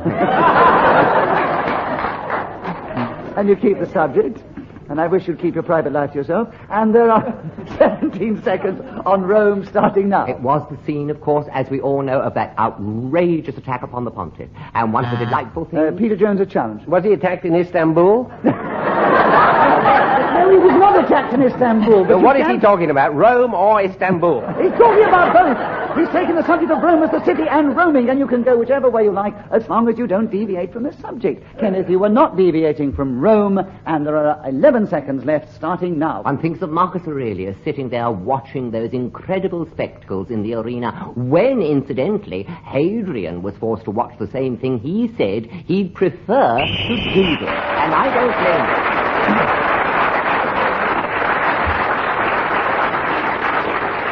So at the end of that round, we have an interesting situation in the score. Derek Nimmo and Kenneth Williams are equal in the lead, and Peter Jones and Liza Goddard are equal in second place, a few points behind. Derek, will you begin the next round? The subject is word processors. Tell us something about those in the game, starting now. Well, a friend of mine called Mr. Sultan from the Oman has a word processor. He happens to be the only chartered surveyor in the whole of Arabia, and therefore it is terribly necessary for him. They're very interesting machines and are going to totally revolutionize our whole lives. I hope the audience are aware of this, because word processors can pump up on a video screen everything that you need to know, and you can put them, all kinds of information back into them, and send letters to people across the globe. Oh, my goodness me, the thing I want for Christmas next year is a word processor. So I hope my wife, who's in the audience, is beginning to save up for one, because it's going to absolutely change out of all recognition my every morning, afternoon, evening, and night.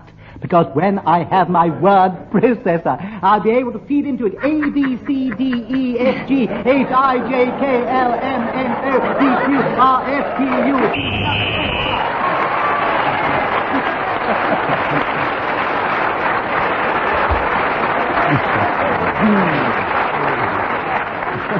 Well done, Derek. A great ploy and very funny as well. And when someone begins with a subject and finishes with it, he not only gets an extra point for speaking as the whistle went, but also one for not being interrupted. Derek, you have 2 well-deserved points there, and you have increased your lead. Liza Goddard, your turn to begin. The subject is shopping. Will you tell us something about that in just a minute, starting now? I absolutely hate shopping in supermarkets. Get a wonky trolley and push it round, putting in all the comestibles that you need, sugar, bacon, flour, washing up liquid, loo rolls, etc. And then you have to get to the queue and wait for half an hour while everybody's getting their things, and then you have to pay them, and it takes forever. Then you have to find a box. Derek Nimmo, challenge. Then you have to. Then you have to. I'm sorry, I did at the first. Right, you did, yes. You've been very generous to me, I must say. I thought it was No, because I too know a lady when I see one. And far too pretty for radio as well. Yes, much too pretty. Yeah. Derek, you have the subject, shopping, and there are 38 seconds left, starting now. I agree with Liza. My wife takes me to a supermarket and gives me a trolley with one wheel that only turns left. And why I have never been able to understand. She takes me shopping and then completely ignores me. We were walking along Regent Street the other day, and she stopped in a doorway. Liza Goddard, chance. Hesitation. Yes, I think that was a hesitation. So, Liza, you have a correct challenge. You have 22 seconds on shopping, starting now. So I now only ever use the local corner shop, where dear Harold, I put my list in at Thursday, and he packs everything into a box and delivers it about 2 hours later. The service is immaculate. Peter Jones, a challenge. Well, that isn't really shopping. That's I don't see why not. Ordering things and having them collected. It's a form. It's a subtle challenge, but I disagree. It is a way to go shopping, and that's how Liza does her She doesn't shopping. go. She just said so. She stays home. I do go. She has to go and deliver her list, and after all, if you're a busy and successful actress like Liza Goddard, you have to do that. Yes, well, of course, I'm not a busy and successful actress.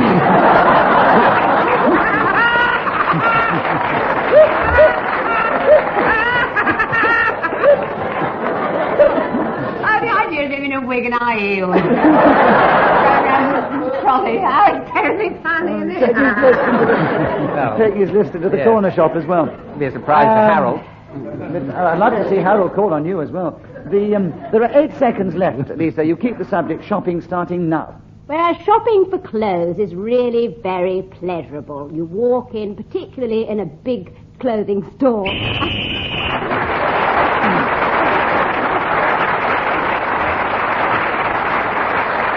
So, Liza Goddard, our first-time guest, started with the subject and finished with it in spite of interruptions. Got a point for speaking as the whistle went, but alas, she's still in third place, but not far behind Kenneth Williams, and a little way behind our leader, Derek Nimmo, but ahead of Peter Jones. Kenneth, your turn to begin the next round. The subject is My Gold Spun Hair. Ian Nestor's obviously chosen this especially for you. You have referred to it many times over the years. Talk about it if you can in the game, starting now. My hair has been described as spun gold, and people have said they would love to run through it barefoot. But alas, this cannot be allowed. Lack a day, Andrew. Since we're not being visible to everybody, they cannot share the experience this audience is having tonight. They're throbbing with it, you can see. They actually adore the business of being able to see with their own eyes this incredible hair. I know for an absolute fact that you can wash it wrongly, and I've never made that mistake of doing it with washing up liquid and stuff like that. Always use the very best shampoos and lather it in luxuriating in all the sun. No. Oh, I make quite a meal of it in the bath, I can tell you. And what more pleasurable than to have the shower, washing it all out.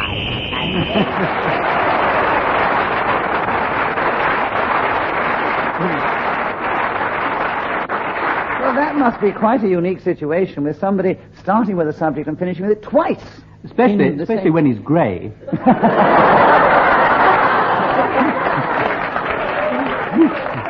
I think some people enjoy being unkind. It's not in me at all. I'm just without malignance. I'm so benign, you see. Kenneth, anyway, you got 2 points then. One for speaking as the whistle went, as well as the interruption. Peter Jones has dropped off. So I was just...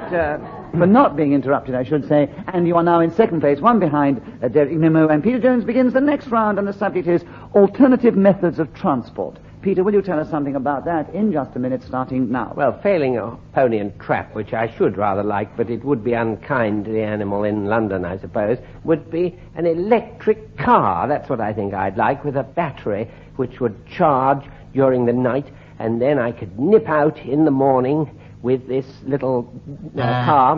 Lisa Goddard. Hesitation? Yes, I agree, Lisa. Hesitation, yes. There are 41 seconds left for alternative methods of transport, starting now. I have my own alternative method of transport. That is a horse. She is called Olive, and she's a Hanoverian. She's 16... Kenneth Williams. 3 she's. Oh. Oh, that is mean. Rather mean on right. a first time. There are 3 of them. Oh, that's really mean. I'm afraid there are 3 of them, and lady or no lady, you can't have 3 she's. If you can't recognize a lady... There were 3 of them, you great fool. You want to listen. I think we're going to show the chivalry that the panelists of Just a Minute normally extend to first-time guests, especially when they're as lovely as Liza Goddard, and say we will not count such a mean challenge and tell her to Quite right. continue with 33 seconds on alternative methods of transport, starting now. And I write... Hesitation. No! Great hesitation, obvious, wasn't it? 32. Yes, they're all agreed. 32 seconds for you, Lisa, to continue, having got another point on alternative methods of transport, starting now. I ride every morning. I get up at 8 o'clock and I put on my jodhpurs and jumper and tie and shirt, and I go to the stables, taking the saddle. I clean her feet, I brush her down, I paint her hoofs with oil. 3 hers again. All right, on this occasion, as we've generous already on the she's, we will grant you the hers, but we still think it's a tough and challenge for a first-time guest. But, Kenneth, it was correct. There are 18 seconds on alternative methods of transport, starting now. One of them is the magic carpet. Now, I would love to be transported to some alien place I'd never seen before. Istanbul, I suppose. What did he say? What did he say? Where you went roaming earlier on, Istanbul. Yes. What happened? Istanbul, where you went roaming earlier on. Oh. Yeah. Oh, I see. Well, what's so funny about that, anyway? Well, the audience enjoyed it anyway. I tell you what we do. We give... It must be the weather. They're affected by the sun. It must be the sun. I think we must genuinely give Derek Nimmo a bonus point for a good challenge, because the audience enjoyed. What did Derek Nimmo challenge? Kenneth still gets a point for... Derek Nimmo didn't challenge anything. I didn't speak. I challenged. Your light came on. No, I challenged. He just chipped in. You haven't even listened to my challenge. Mr. Nimmo. I've got in front of me a box of 4 lights and a buzzer. Well, I did challenge, but you didn't ask me what my challenge was. You just listened to his sort of chip-in from the side. Oh, it was Jones who was witty. Jones said... Well, then Jones gets the bonus point, then. Jones gets the bonus point. Would you ask me what my challenge was? I will ask you. Yes. Derek Nimmo, I'm sorry, we had to be so formal with Mr. That's Nimmo. right. And, sir, Nimmo, what was your challenge? Repetition of I. Shut up. He said 3 I's. I counted them. Right, Peter Jones gets a bonus point for a good challenge which the audience enjoys. Kenneth Williams keeps the subject, having got a... And there are 12 seconds left, starting now. There's the balloon. How delightful it is to be sailing over the country, almost like a patchwork quilt spread out below, all the pasture visible, and lo...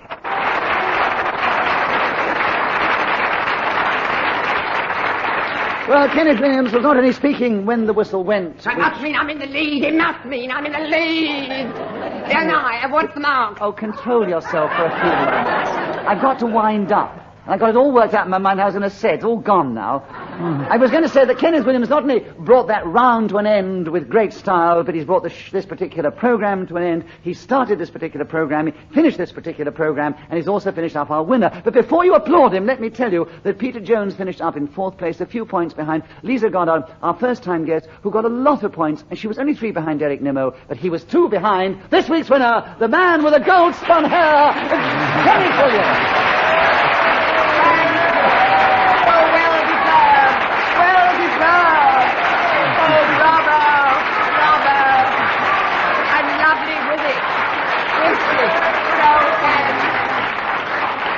That extra long applause was because Kenneth Williams played to the audience outrageously here in the studio. So we do apologise if you got a bit bored with all the applause at home. But anyway, we've enjoyed doing it. We've enjoyed playing Just a Minute. We hope you've enjoyed listening to it. And wherever you listen, in whatever part of the universe that you happen to pick up Just a Minute, we hope that you want to tune in again and hear us take to the airwaves and carry on playing this delightfully impossible and ridiculous game. Thank you. Bye-bye.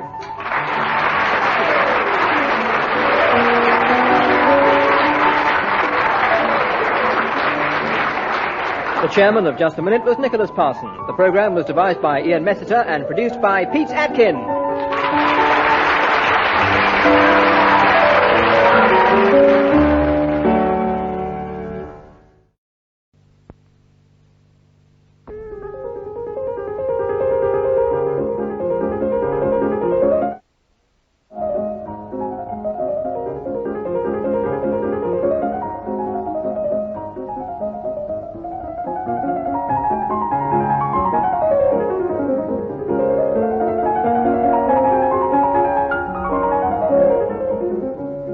We present Kenneth Williams, Clement Freud, Gyles Brandreth, and Barry Cryer in Just a Minute. And as the minute waltz fades away, here to tell you about it is our chairman, Nicholas Parsons. Thank you. Thank you very much. Hello and welcome to Just a Minute. And as you just heard, we have two of our regular players of the game, and we welcome back two guests who have played the game with great success in the past, Barry Cryer and Gyles Brandreth. We wish them every success against these two regulars, the intrepid Kenneth Williams and Clement Freud. And as usual, they're going to try and speak, if they can, on the subject that I will give them, and they will try and do that without hesitation, repetition, or deviating from the subject. Let us begin the show with Kenneth Williams. Kenneth, the subject we're going to start with is good luck. Would you tell us something about that in the game, starting now? Well, this is what we wish people when we hope that good fortune will attend upon them in their everyday doings and, of course, in other things which they may well get up to. It is by wishing this on them that we obtain their good favours, and they, of course, in turn... Clement Freud's challenge. Repetition of course. Yes, you did repeat, of course, I'm afraid. Yes, I know it's one of your idiosyncrasies of speech, but it's repetition, I'm afraid. So Clement Freud gets a point for a correct challenge. And you take over the subject, Kenneth, of good luck, 39 seconds, starting now. As you fall over a precipice, good luck is the single phrase you are most likely to hear, spoken or shouted by anyone on the mountain who perceives what is happening to you in this dangerous moment, which is close to your last on this earth. Good luck, they say.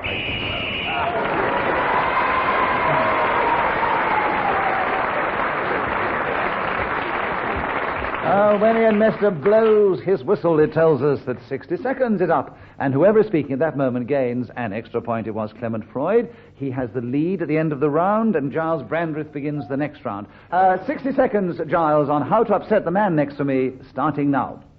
I don't like to have a man. Very crouch. He's upsetting me. He's upsetting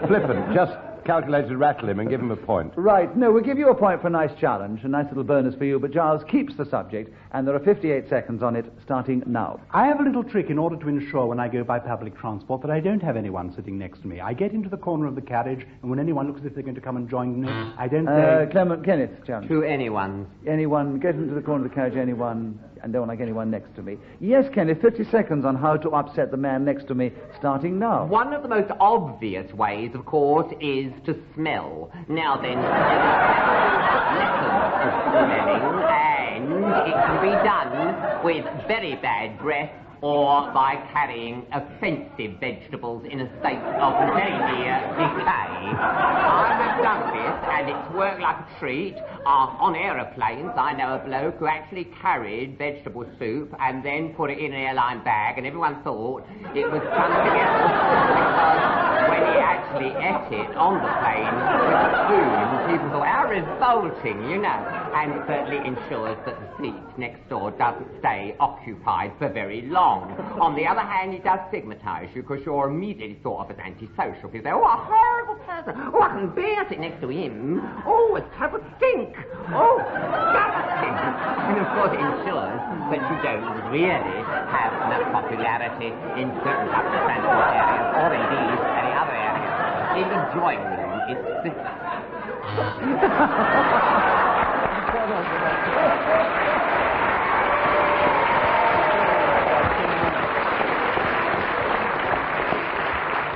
Kenneth, the audience were enjoying it so much, we were rather naughty and let you carry on. Way past the minute. In fact, you went on for a whole minute on your own. You took it over with 45 seconds, and you talked for 1 full minute on the subject.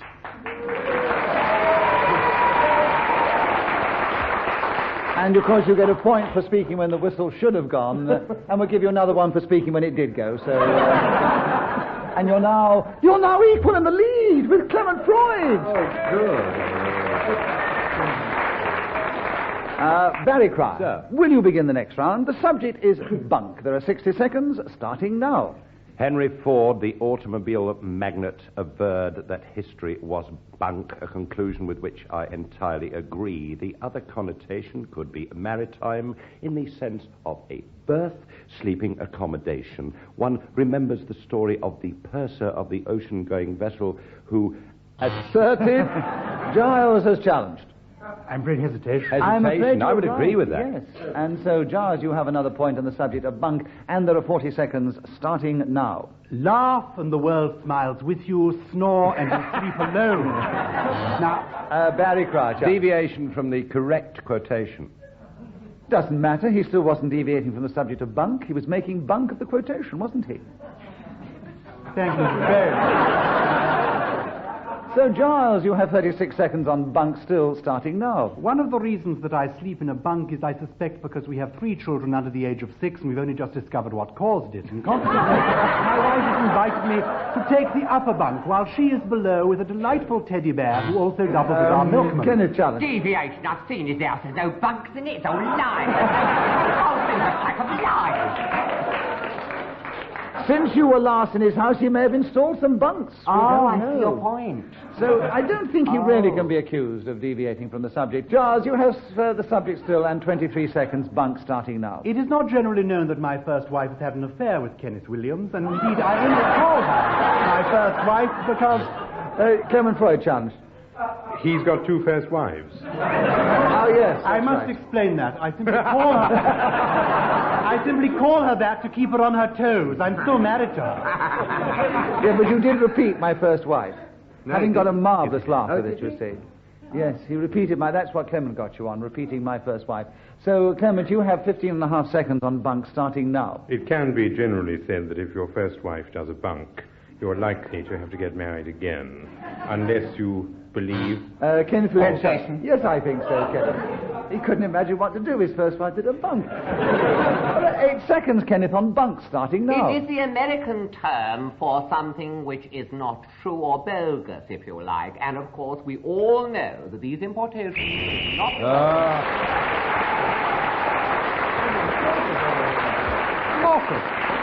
So, Kenneth Williams, once again, was speaking as the whistle went, gained that all-important extra point, and he has now definitely taken the lead at the end of that round. Kenneth, you are 1 point ahead of Clement Freud, 3 ahead of Gyles Brandreth, and a few ahead of Barry Cry. I must apologize for hogging the program. Sorry. Right, Kenneth, we're back with you to start. The subject is Hamlet.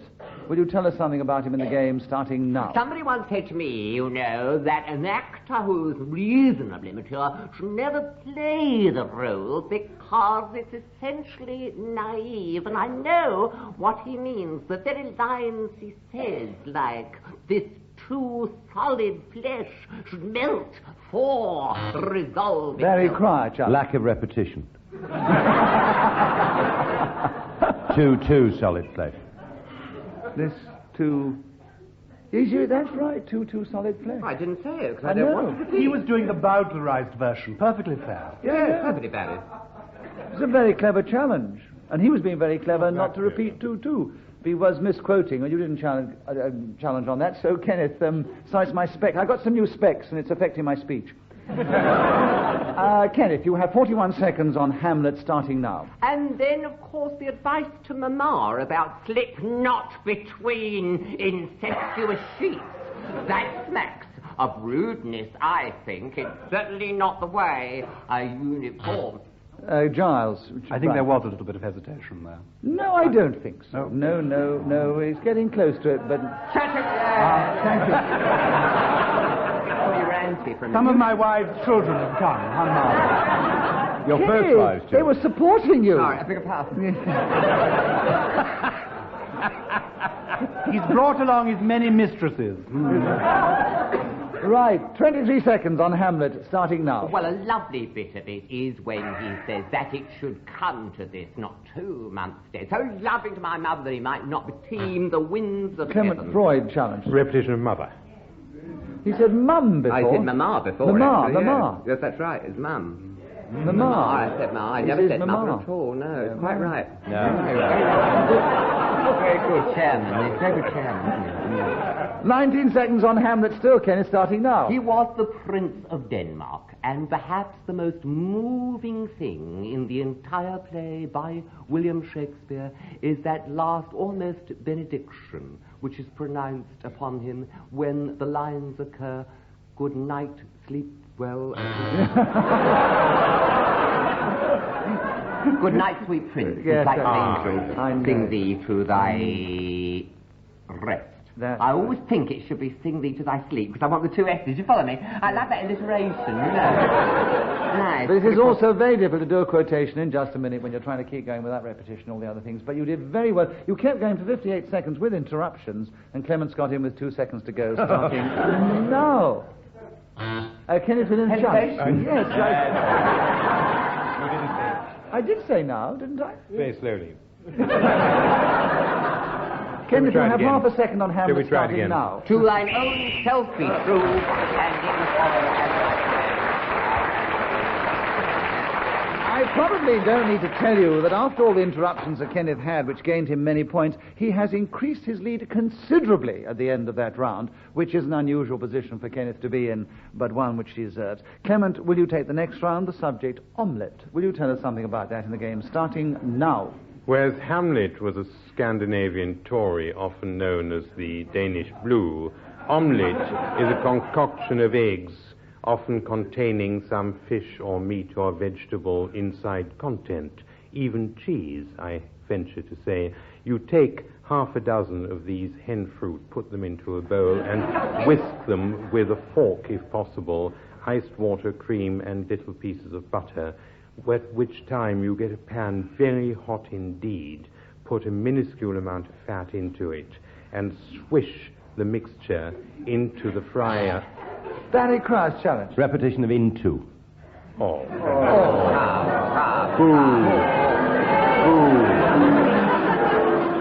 Well, the audience let him know what they think about that, you see. Somebody actually clapped, though. No. The majority agreed it was nitpicking. No. Pure nitpicking. There was Clement giving an eloquent discourse, wasn't he? Most eloquent. All of us were hanging on his words. There was an applause. There was an applause. But what we'll do is we won't charge anything on that. Right, what a very good I mean, if he'd said if he'd said into 3 or 4 times, then I think we do pick it up. Clement, you still have the subject of omelette, and you have 23 seconds starting now. Parsley and mint are other useful ingredients to wrap into the mixture about which we have already talked. Now, it is terribly important, I would like none of you to forget, that when an omelette is served, the plate should be hot.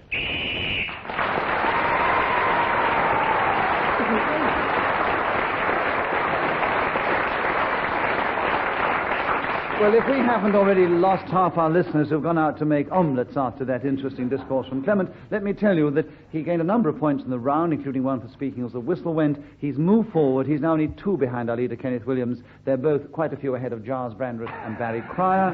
And Gyles begins the next round, and the subject, Gyles, is singlet. Will you tell us something about that in the game, starting now? Many people would think that a singlet is a garment that you wear for indulging in sporting activities. I happen to know it is a name given to a girl in Scandinavia who takes part in other sorts of entertainment. I know this because a few years ago I was a member of Lord Longford's team investigating pornography. I still have the raincoat that I wore at the time, though my wife has actually sewn up the pockets. And now I wear it on rainy days, high days, and holidays. Now, the point of all this is that I met my first singlet when I was in Copenhagen with Lord Longford reaping the pawn. She was a charming girl, a nymphette you would describe her as. Clement Freud. Lord Longford. He Clement let it go for a bit, but he picked you up on it. 26 seconds on on singlet.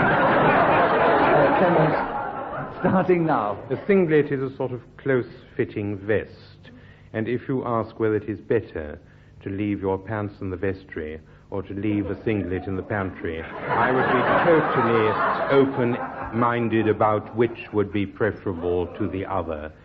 Singlets I have never worn myself because, having a hairy chest, I managed to keep warm enough in the cold weather without protective clothing.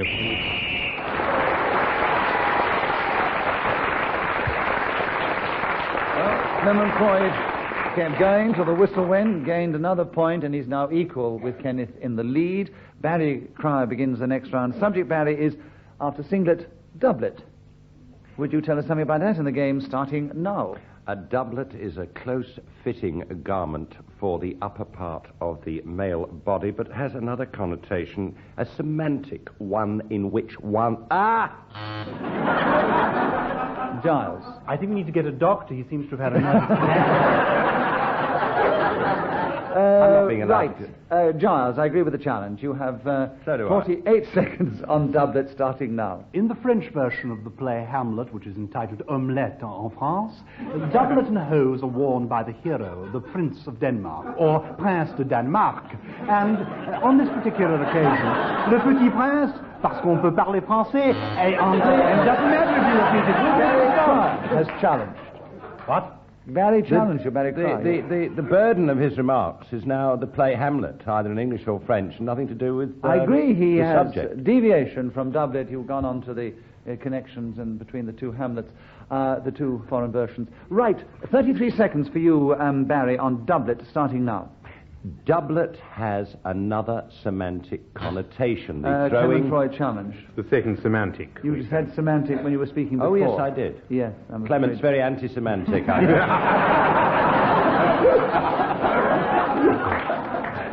think. Clement, you have doublet 29 seconds starting now. A man came to me in March Marketplace and said, if I give you £5, will you double it? And I said it would take me several months at an interest compounded of 9%.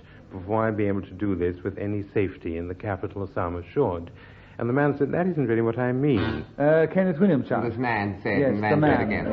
Well, Kenneth, listen, Kenneth. There are 12 seconds on doublet with you, Kenneth, starting now. The garment got the name doublet because it actually folds over twice. Now, that's the point, you see. It is, in fact, material doubled. And singlet isn't doubled, so it... So,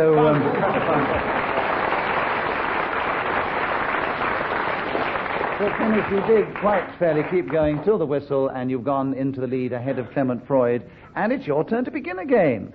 And this subject is a nice one. My advice to a young girl on her first date. Can you tell us something about that in just a minute, starting now? Well, a young girl on her first date should be very careful not to get the stone between her teeth, because it can be murder. On the other hand, if it is a girl on her first date in the sense of amour, then I would advise her to cut out the jawing, get him into the bedroom, and possibly be managed, and then murmur a lot of wonderfully delightful, endearing things in his ear hole, and preferably get the cocktails and the drinkettes ready. Make yourself look pretty ravishing, and he'll be coming up to your house and making you a very nice proposition, and you'll end up with Mr. Right. I feel the positive is the thing you've got to go for. It's no but sit about being negative. After all, Rome wasn't made.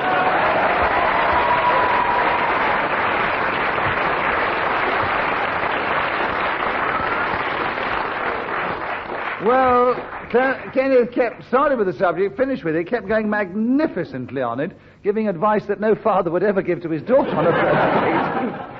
And has increased his lead. He's now 2 ahead of Clement Freud and a few ahead of the other 2. Clement, would you take the next round? The subject, plumbing.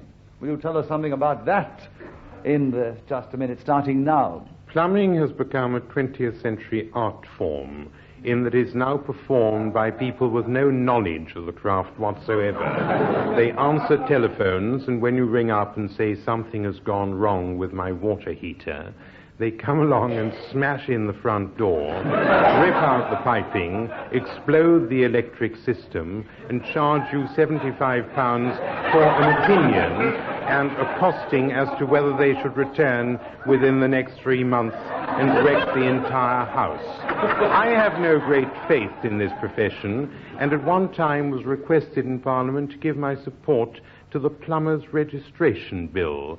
No, I said, people should have the right to do what they will with others' property. So, as of now, as they say, for the time being, any tradesman who wishes to get a pair of pliers and run amok or play havoc with where you live is entitled to do so.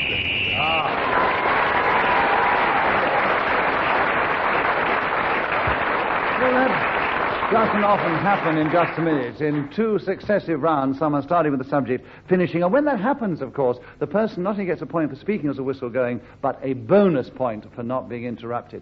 And I would like to mention at this moment, I met somebody only last week who's been working in China, filming in Peking. And he says they hear Just a Minute over there. And I said, that's very surprising. He said, yes, they tune in to find out what the way of life is like in Great Britain. And after those last 2 rounds, I think they must have a very strange opinion of us. Gyles Brandreth, another character. 60 seconds for you to talk on the subject of toys I still enjoy. Would you tell us something about that? Bearing in mind the people in China who are listening, starting now. The principal toy that I still enjoy is the oi-oi. This is because I'm a dyslexic. Clement Freud.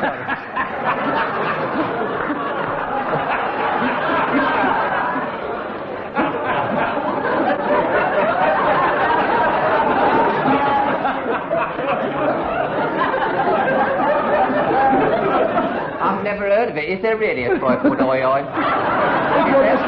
If you're dyslexic, yes. That's very weird. Write it down.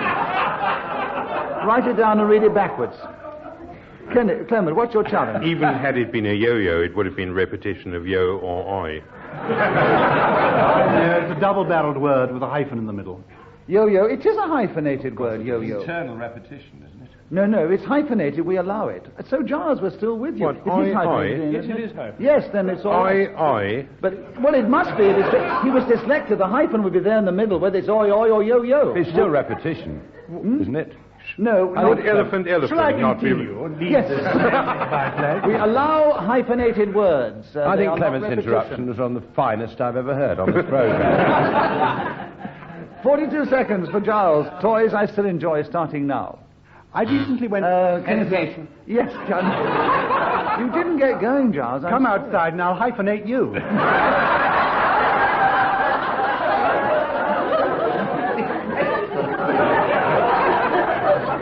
I agree with you, Ken. It's one of the more disgraceful programs that we have performed. But there are 40 seconds. There were 2 seconds before he spoke.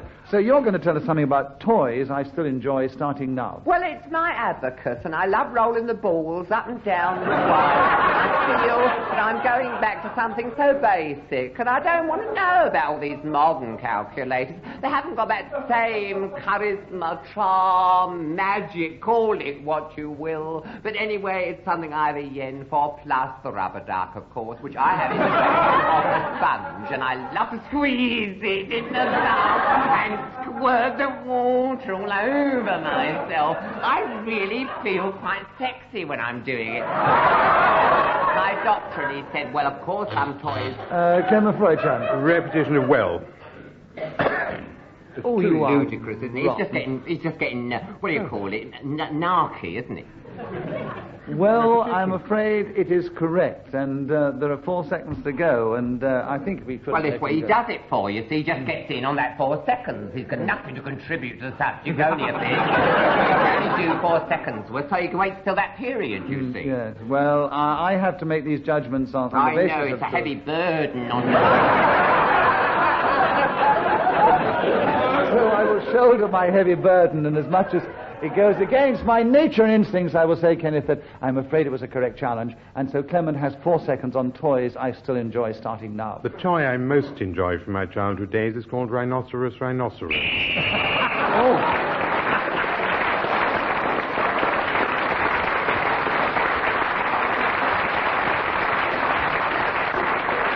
Gyles Brandreth challenged as he said it, but Clement was very clever, and he said the second rhinoceros after the whistle went, or as it went. So, I'm... Hyphenated. Like I. It's all hyphenated. Yes, I know. And Here. You've just heard that other people are going to be hyphenated after the show. The laugh to the present moment, I explain to the listeners, is that Kenneth is quite overcome with success and is making up in a very strange way to Clement Freud. And Clement is showing his usual style and panache and completely ignoring it. I'm pleased to say. I give it 3 weeks.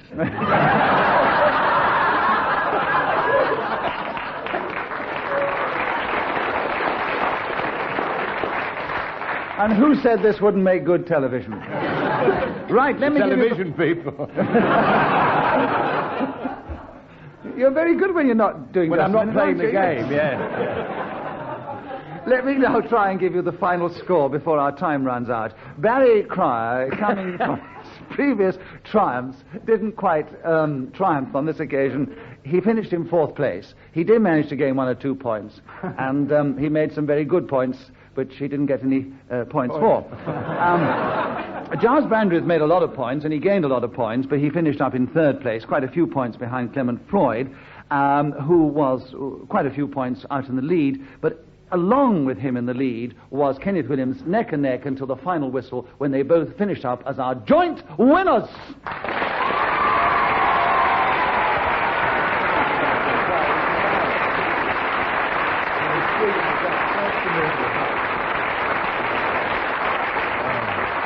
Well, we do hope you've enjoyed this edition of Just a Minute, and those of you who listen in foreign lands realize we only play it for fun, and it is a game. We enjoy it. Our audience seemed to enjoy it. We hope you enjoy it, and will want to tune in again same time next week when we take to the air and we play Just a Minute. Till then, from all of us here, goodbye.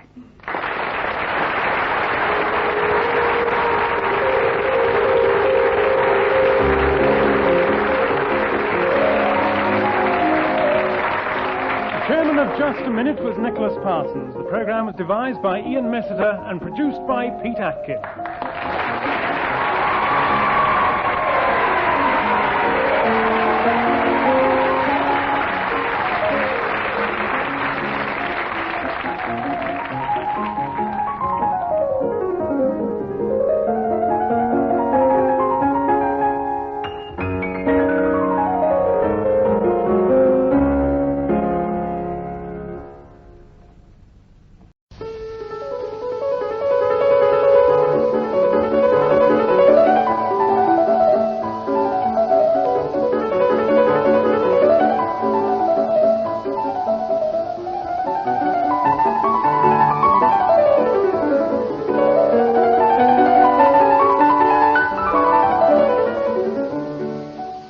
We present Kenneth Williams, Clement Freud, Peter Jones, and Miles Kington in Just a Minute. And as the minute waltz fades away, here to tell you about it is our chairman, Nicholas Parsons.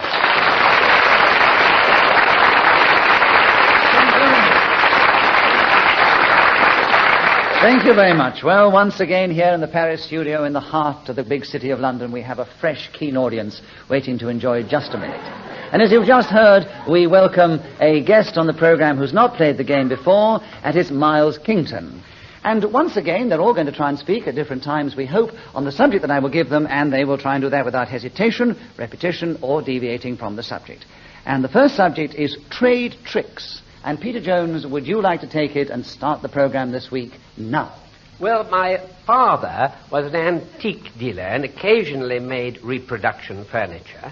And sometimes those manufacturers imitate wormholes with a drill. But he never stooped to that.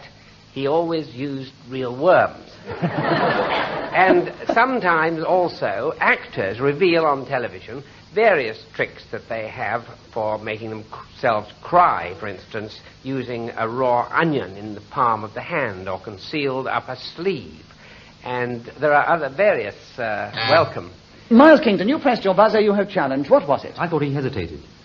He did hesitate, yes, and so you get a point for a correct challenge, and you take over the subject of trade tricks, and there are 23 seconds left, starting now. Most of the tricks of the trade that I admire are practiced by politicians on television. When they go on and are interviewed, they always say, after the question, before I answer that, may I just say this? That is because they have come prepared with what they really want to say, and they are going to pronounce this come hell or high water. Sooner or later, they may get...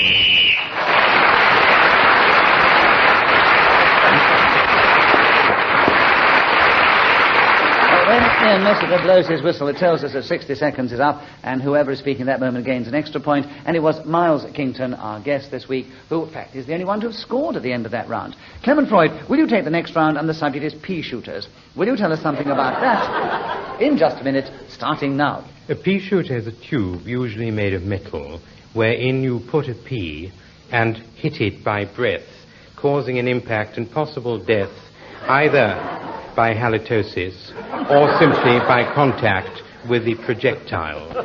There's no need to restrict the shooter to a pea. You could use a lentil or a small bean, of which variety I suggest that Lima, Arico, brown and black are the most suitable.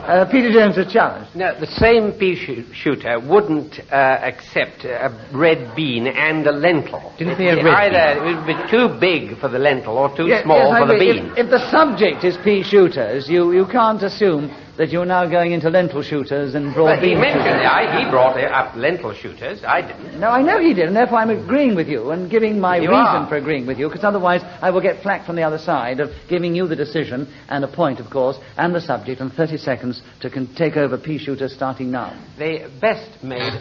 Clement Freud. Deviation. Yes? He didn't say well at the beginning.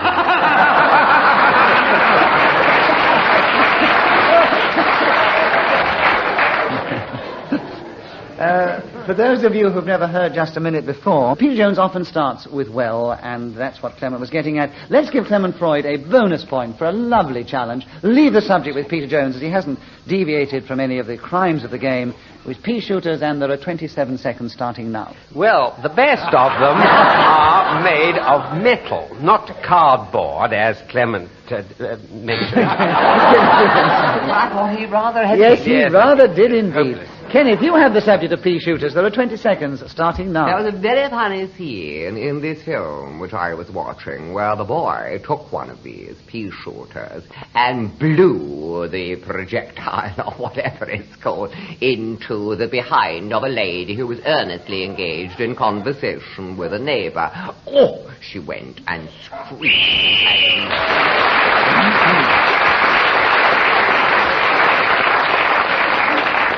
It was a French film, wasn't it? I've forgotten the title. No, it was Billy Liar.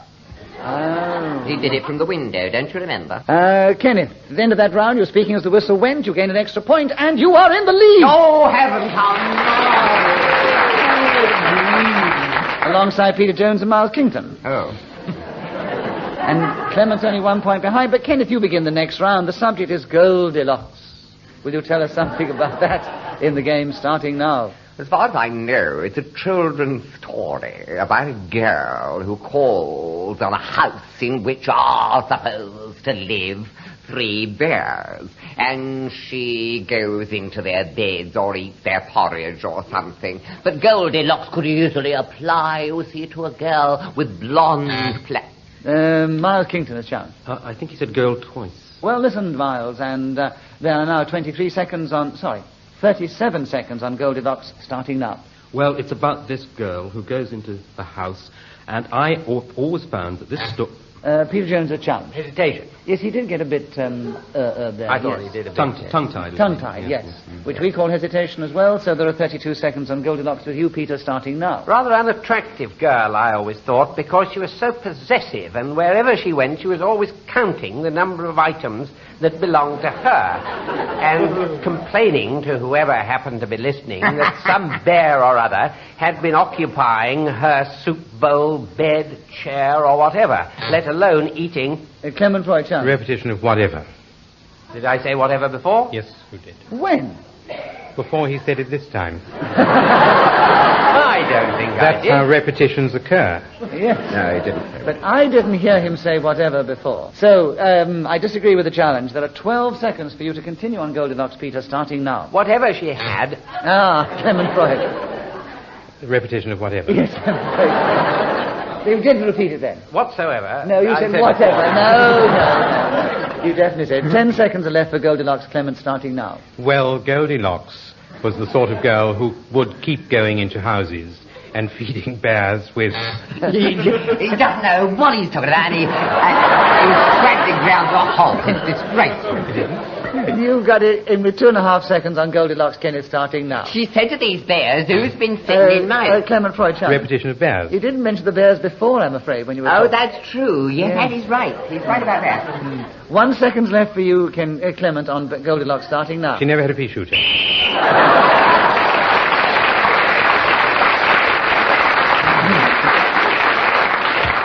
So, Clement Freud was speaking as the whistle went. He gained the extra point. He's now in the lead alongside Peter Jones. They're both only 1 point ahead of Miles Kington and Kenneth Williams, and Miles begins the next round. The subject, Miles, is the double bass. Will you tell us something about that instrument in just a minute, starting now? Well, I have been playing the double bass now for about 15 years, and I found in that time that it's not mastering the instrument that's difficult, it's carrying it around. The transport is very difficult indeed. Peter Jones, a challenge. Repetition of difficult.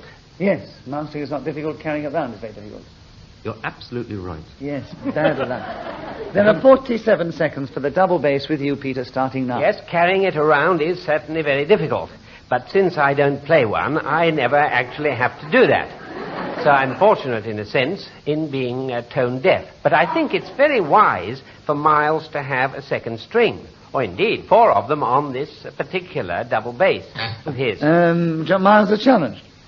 My thumb jumped voluntarily. It was... I heard double bass. I've forgotten it was in the subject. Yes, you are allowed to repeat the subject on the card, I'm afraid, Miles. So, bad luck. There are 29 seconds with you, Peter. 29? I can't talk about double bass. 29 seconds. Well, why do you bother to come on the program? Because you say there's about half the subjects you get, but you still manage to keep going, and you often win. There are 29 seconds on the double bass, starting now. I remember a man who had a double bass, and he found it impossible to get it down the escalators into the underground. How they managed to do that with the trains, I've never been able to understand. But nevertheless, he was walking along the platform. I saw him one night during the Blitz. And when things got really terribly hairy and people were getting upset... Clement Freud, challenge. Hesitation. Yes, indeed. 5 seconds on the double bass, Clement, starting now. It would be difficult to overstate the difficulty of taking a double bass into an underground train.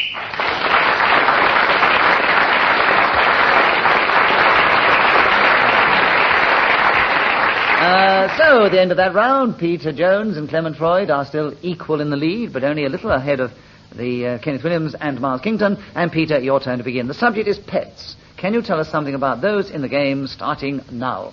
Well, quite often I don't like other people's. There are a number of neighbors of ours who have dogs, and they leave messes all over the pavement of the houses in front of us and on either side. And I do find it extremely unpleasant walking along, threading my way through these mountains of ghastliness and making unpleasant messes of one's shoes at the same time. But, of course, not all pets are like that. Tropical fish, for instance, are very clean and wholesome animals to have if you can keep them warm. They don't eat a lot. and you give them a few ants' eggs, that'll make them happy for a matter of weeks. Of course, they are not awfully good companions. They don't respond to kindness or indeed cruelty. The worst that can happen is that one of them will come to the surface and float about on it for some time before expiring altogether down below of the...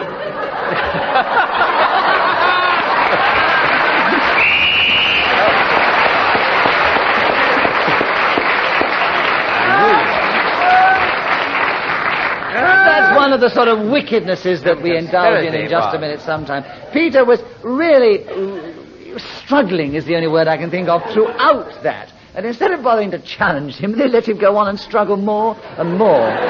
Into the boring. Only way I can say you've got to struggle into the fish mire. You've got more and more. But you went on for about 1 minute 15 seconds.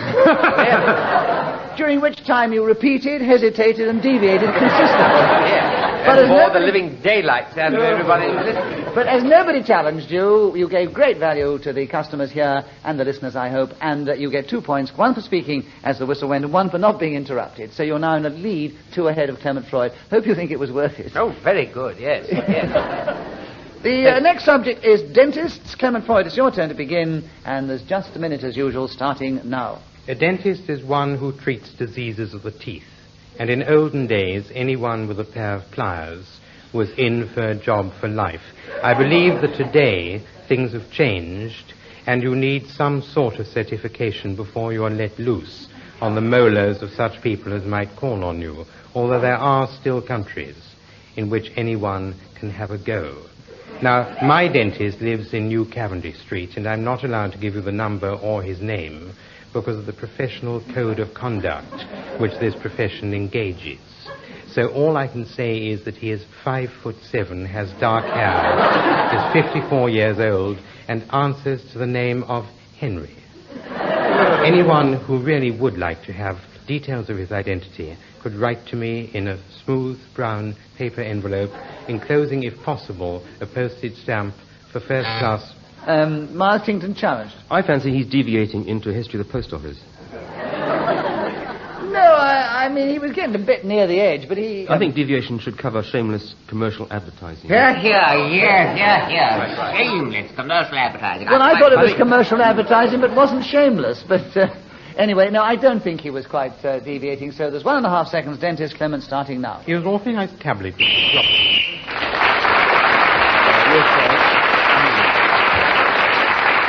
Well, Clement Freud started with the subject and finished with it, but he was interrupted on the way, but he does get 2 points, 1 for speaking when the whistle went, 1 for being interrupted, and he's back equal in the lead with Peter Jones and Kenneth. Your turn to begin. The subject, New York. Will you tell us something about that fantastic city in just a minute, starting now? Originally called New Amsterdam, naturally because it was settled by the Dutch, do you see, and then changed its name. The appellation we all know and love today for its sheer razzmatazz. And I remember Maggie saying to me, in New York it's sort of electric. There is an atmosphere. It's quite extraordinary, and you feel alive in a way that other cities don't give you. And we talked about that extraordinary edifice, the Empire State Building, with that lift taking you up all those numbers of floors, and it got a lady right to the top, and she landed in a heap on the floor, and the elevator boy said, "Are you all right?" And she said, "Yes, I always wear my corsets around my ankles." Which I thought was quite funny. But then, of course, New York, which is another thing, isn't it? Another thing.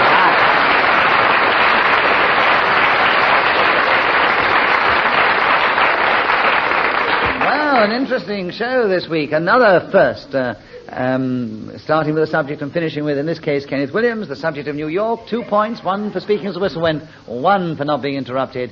And he's now in third place, just ahead of Miles Kington, who begins the next round. Miles, the subject is Charlie Coons. Can you tell us something about that great musician in the game, starting now? I am actually too young to have remembered Charlie Coons at the very top of his fame, but my father collected a lot of his records, and they're always around the house, and he used to play them endlessly. And the one thing that struck me about the pianism of Charlie Coons was that he had the immaculate gift of making any tune written by almost all the composers in the world sound exactly the same. And his style was one which, though it approximated slightly to jazz, which is my favorite kind of music, was more like Muzak that we have today. I'm allowed to mention that word on the radio because it is no longer a trade name, it is a generic word. Muzak. Clement Freud is challenged. Repetition of word. Yes, you're allowed to mention that word because it's a generic word. Sorry, Miles. I can't remember that far back. So, Clement, you've got in with 25 seconds on Charlie Coons starting now. I once hired a dinner jacket from a dress hire shop called Charlie Coons. And I was struck by the similarity of the name of the proprietor of that outfitting establishment to the pianist about whom I had heard so much from Miles Kington's father, who constantly...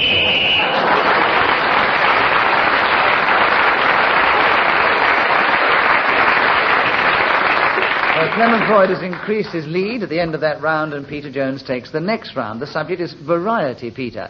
There are 60 seconds as usual, starting now. Oh, I used to always look forward to going to the variety theatres in the old days. Many of them were twice nightly performing places, and I saw Max Miller and Jimmy James in particular, I remember, with tremendous affection and pleasure. Kenneth Williams, And yes, hesitation, yes, couldn't think of definitely. anybody 42 else. seconds left for you, Kenneth, to talk on the subject of variety, starting now. I had the most wonderful good fortune to see in a fabulous variety bill that lovely performer Nellie Wallace, and she said, "Such a nice young man he was, always held me purse, said the change did him good," and I fell about laughing because she was such a scream, and the orchestra used to make rude noises, which sounded like a raspberry, and then she would affect to be indignant about what was implied, do you follow me? And we used to giggle uncontrollably, not in the stalls where we'd like to have been, because alas, we haven't that kind of money.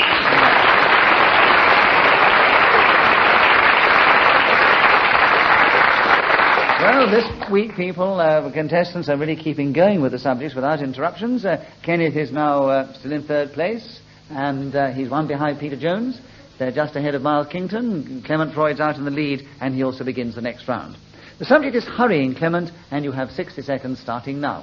Hurrying is what happens when you indulge in celerity, swiftness, fleetness, speed, or any other accelerated motion, usually of the feet, but also any other limb that you would care to mention. I once hurried to work before I remembered that I had lost my job, and then came back quite slowly because there seemed no great point in hurrying. I think that's about it, really.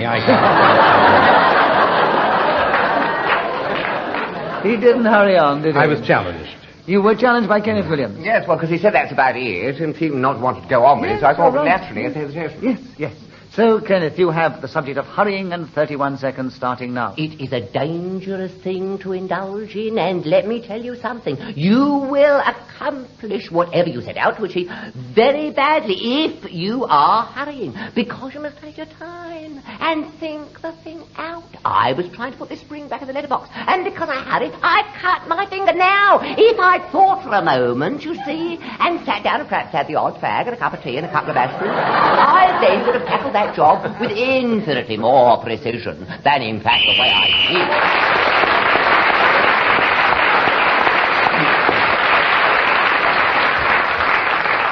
So, words of wisdom and Yeah, humour and it gets from... me nowhere. I don't get any marks anyway. What's the point?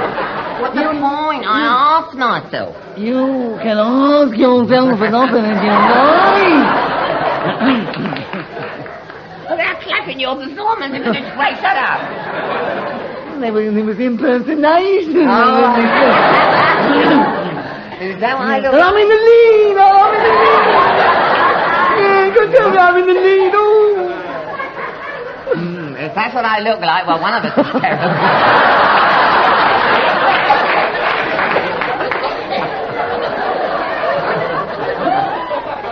No No, you look worse than that. You're actually in second place. You're only 2 points behind our leader, Clement Freud. So keep going, and you might well win this week. You're 1 ahead of Peter Jones and a few ahead of Miles Kington. And it's your turn to begin. The subject is Spencer.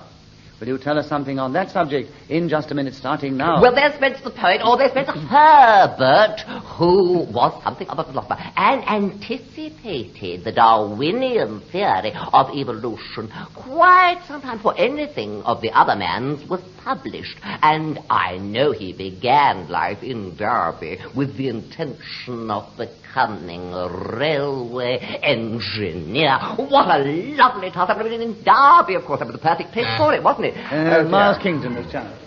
He's very sharp, that Kingston, isn't he? Let him speak. Miles, what is your Yes, I challenge? said Derby twice, and he's got it. yes. Well, I'm not denying it. I have to ask I'm not, no subterfuge with He me. knew that No. I knew that. He knew what? He was Yes, guilty. but I have to be Derby, sure that Derby. you had heard, and I Yes, quite he agreed. said It Derby was a twice. repetition of Derby, and there are 33 seconds for you on Spencer, starting now. I think you must be referring to Fred Spencer, an old friend of mine who taught me all I know about billiards, which is very little, I may say, but what he did teach me was enough to get me through one of those embarrassing moments when you're forced to play billiards. Clement Freud. 2 balls.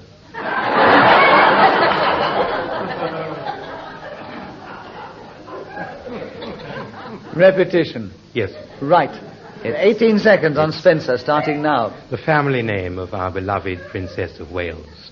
And what a good thing to call the wife of His Royal Highness, the Prince. I met her first when her father... Miles Kington challenge. I can only just hear him, but I think he said Prince twice. Prince of Wales and then Prince. Princess. Princess before. Our lovely Princess of Wales, the first time. I know it's difficult when Kenneth Williams is beside him making funny faces to the audience. I have to say that so that our He listeners was will mumbling as well. Yes, we've only got the moving of Clement's lips to go by. We can't see them because of the beard. Yeah. I'm relying on, I've learnt lip reading in order to get on this program. And I'm completely defeated by the beard. What you don't know also, that Kenneth Williams who sits beside him is also a brilliant ventriloquist. He is, and that's not the only thing he is. Well, it's another point down the Swanee there, I'm afraid. Yes, I'm afraid so. 6 seconds are left on Spencer. Clement, starting now. 6 seconds is a very good time to spend on The Fairy Queen by Spencer. I would...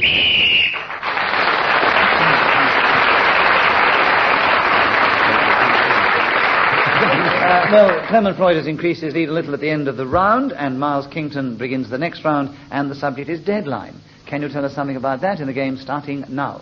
Being a journalist, I'm very dependent on deadlines. I've found that in the newspaper world, people who write for these publications tend to be very flabby if they try to do their articles well in advance. They tend to leave things right till the last... Peter Jones, challenge. Repetition of 10. Yes, right, Peter. There are 46 seconds for deadline, starting now. My experience has been that it's absolutely imperative when writing anything to have a deadline. Otherwise, one procrastinates and delays, and sometimes goes off on some deviation or other and never gets round to doing the job in hand. But knowing that one is going to receive a modest check or even praise from the editor or employer who has instigated this exercise in literary skill. Yes, I did. Yes, you heard there indeed. And there were 14 seconds left for Kenneth Williams to go on deadlines starting now. It means the ultimate period when you cannot go any further, and the deadline in a ship, you see, is the plimsoll line, and that denotes that the cargo is of such a weight that its balance in the water has become rather, well, sometimes precarious, other times.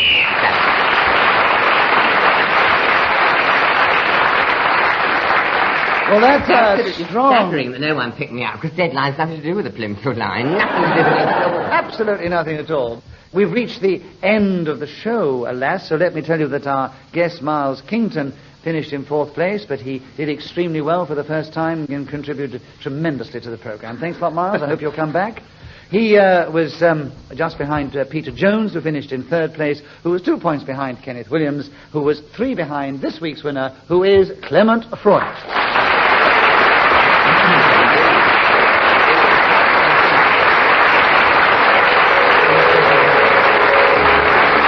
We hope you've enjoyed listening. We hope you've enjoyed the game as much as we've enjoyed playing it, and we'll want to tune in again at the same time next week when we take to the air and we all play Just a Minute. Till then, from all of us here, goodbye.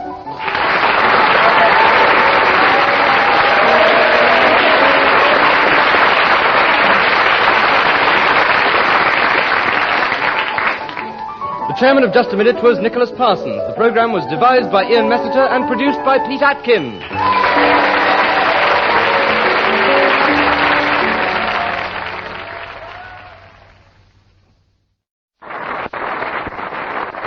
Thank you very much.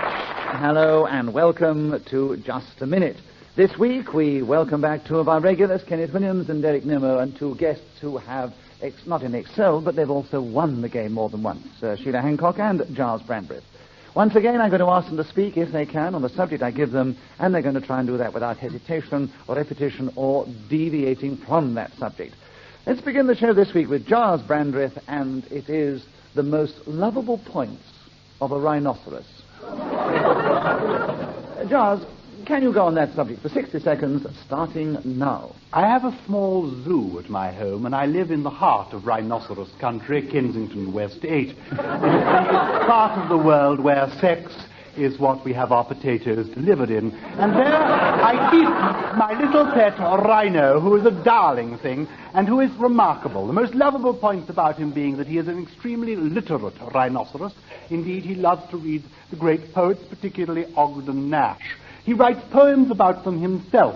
Indeed, he has just composed an ode to the deceased goldfish that is also in my collection. It goes, "Oh, wet pet." And when he dies, I have in mind to write a little poem in his honor. Derek Nimmo challenge. Revolution of poem. Yes, you mentioned the word poem before, I'm afraid, Gyles. That was a marvellous start. Really, it deserves a round of applause, I think. It was most interesting, yes. But Derek Nimmo did have a correct challenge of repetition of the word poem, so he takes over the subject, having gained a point for that, and there are 19 seconds left. The most lovable points of a rhinoceros, Derek, starting now. I suppose what you consider to be the most lovable point depends whether you're a lady rhinoceros or a gentleman rhinoceros. But I remember going to Umphilose in Sicily. Kenneth, yes? Well, I think it's a light way to describe it is hesitation. I can't think Yes, of it was a confusion of speech which can Not only be confusion interpreted. at all. You're grateful. You're so ignorant, Father. Sicily it's a Zulu pronunciation of where the white rhino was found by Gary Master's brother. When everybody thought he was extinct, it was the most fascinating story. Umphilose in Sicily. If you knew anything about animals at all, instead of sitting there looking so stupid, you would have cheered him. And I could tell you this marvellous, heart-rending story, how they went out with darts and found the white rhino. Maybe, you might get the point. A round of applause for Derek Nimmo, please. I'm sorry I can't give any points for that, Jerry. Kenneth, you have 10 seconds on the most lovable points of a rhinoceros, starting now. The rhinoceros, as you are aware, is a pachyderm, and the lovable... Sheila Hancock... Deviation, I wasn't aware at all. You didn't know? I didn't. I don't even now know what a pachyderm is. Oh. Well, the fact that you weren't aware doesn't mean to say that he was necessarily deviating. I'm sorry. He's deviating if he says that I am aware. No, he didn't. He didn't say you, Sheila Hancock. So he has another point, Kenneth, and 5 seconds on the most lovable points of a rhinoceros, starting now. The most lovable points of a rhinoceros to me are those little eyes.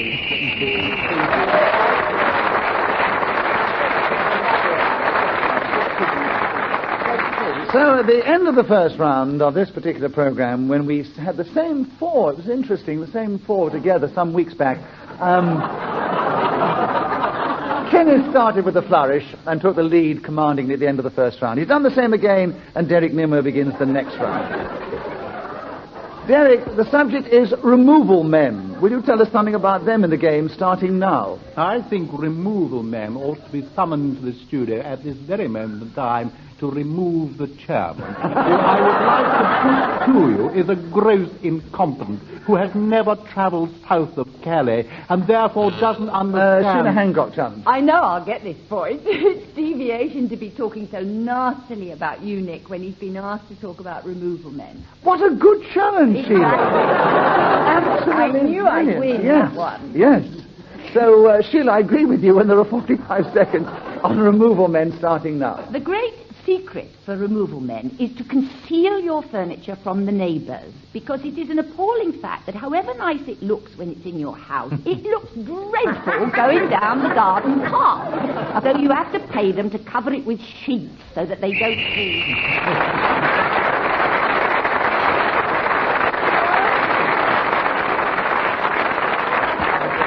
On this occasion, Sheila Hancock was talking as the whistle went, and, of course, if I haven't mentioned it before, for those of you who may, for the first time, be listening to Just a Minute, whoever is talking at that moment gains an extra point. Sheila Hancock's now in the lead with Kenneth Williams, and she also begins the next round. The subject is talking to plants. I don't know whether you've ever done... Therefore, you cannot assess their personalities and know what to say to them in order to encourage them. You can have that Derek one. Nimmo challenge. Oh, it is. Well, sorry. Well, sort of rather funny little meditation chorder. Yes. All right, Derek. We have the subject of talking to plants, and there are 36 seconds starting now. I think one of the more difficult plants to talk to these days are steel plants, because they're all the time they're being made redundant. And they don't so much like to coming down and saying, gentlemen, after 30 years hard work, you've now got to go home and never come back. Now, those are the sort of plants that I would not like to talk to, and I do find it very difficult, and indeed... Charles Brandreth challenge. Hesitation. I think so, yes. He was really sort of drying up. He made a super point and then couldn't go on. Gyles, you won that point. A point to you, of course. 19 and a half seconds. Talking to plants, starting now. Not only should one talk to plants, but one should also give them names that may seem effective and appropriate to them. If you've got a plant that happens to be called a pansy, thinking of the right name for it can be difficult. I know a pansy... Derek Nimmo challenge. The name. Yes, you used the word name before. I'm sorry, Gyles. So Derek has another point. 5 seconds talking to plants, starting now. I often talk to plants, particularly nocturnally, because I have them in my garden. I go out with a miner's helmet and look at them, and they say, hello!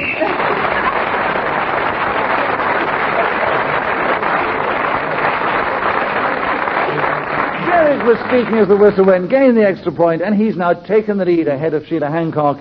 Then comes Kenneth Williams and Gyles Brandreth. They're only a 1 point between each one of them. Kenneth, your turn to begin, and the subject is Florence. Will you tell us something about that in the game, starting now? This beautiful city, nestling by the Arno, is for me particularly memorable since it was where Michelangelo did so much work for the Medicis. And I think of that incredible statue in the Uffizi of his, the David. What marvelous sinews seem to be in that rock. Oh, don't forget, quarry from very near. And the other thing that I... Yes, your challenge. I think hesitation. I think that was hesitation. Now, I was going on to Bellini and Donatello and Giotti. All very good restaurants, but we're not... Don't laugh at him. Don't laugh. You encourage him. But you definitely hesitated, Kenneth. So Gyles Brandreth has the subject, another point, and there are 24 seconds. Florence, starting now. Kenneth has clearly worked himself into the most terrible Firenze, and it is a city where I have fond memories of... Derek Nimmo hesitation. No, not at all. He managed to keep going well for... So, Gyles, you keep the subject. 18 seconds, 17 and a half, starting now. I first took my wife to Florence for our honeymoon. It was a remarkable and memorable evening that we enjoyed in the banks of this particular river that was referred to earlier by Kenneth. Florence, I always thought really was the name of an animal in the magic roundabout, but it turns out to be a most beautiful and spectacular city as well. One of the most...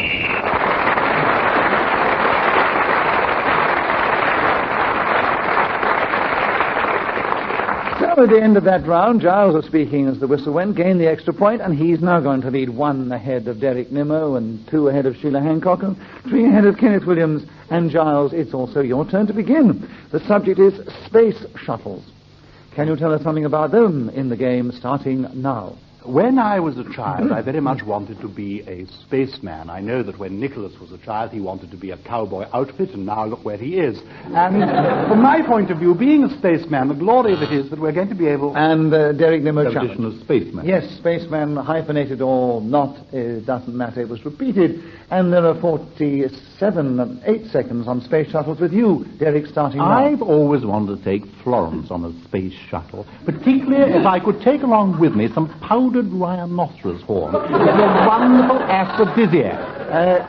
Kenneth Williams, a challenge. Well, we've had aphrodisiacs and powdered rhinoceros horns, and nothing of which has to do with space shuttles. I think it's deviation. Repetition of taking on the thing. I said I'd like to take them on a space shuttle. You don't know what kind of space shuttle I'm going to go on. Deviation. Taking I'm talking Florence about the on subject. That's all deviation. Nothing to do with space Kenneth, it's a good challenge, but I'm afraid I must disagree because he wasn't... Well, you're a great fool, that's all I can say.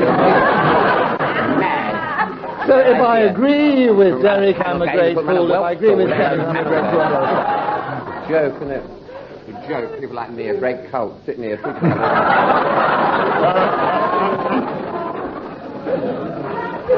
did you come all the way from... You might well ask. It's an insult I have to swallow.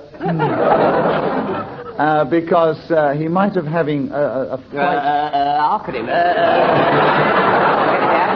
Terrible dick.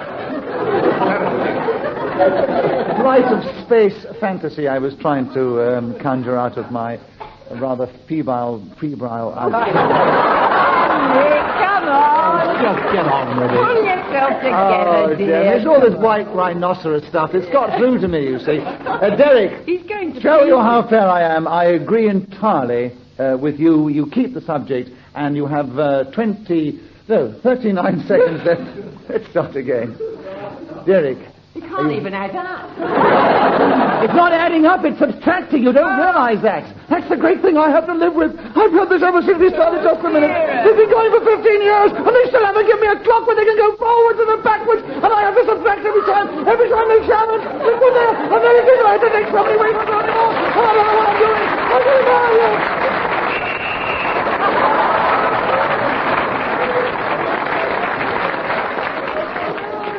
The men in the white coat have brought me back. We'll continue with Just a Minute.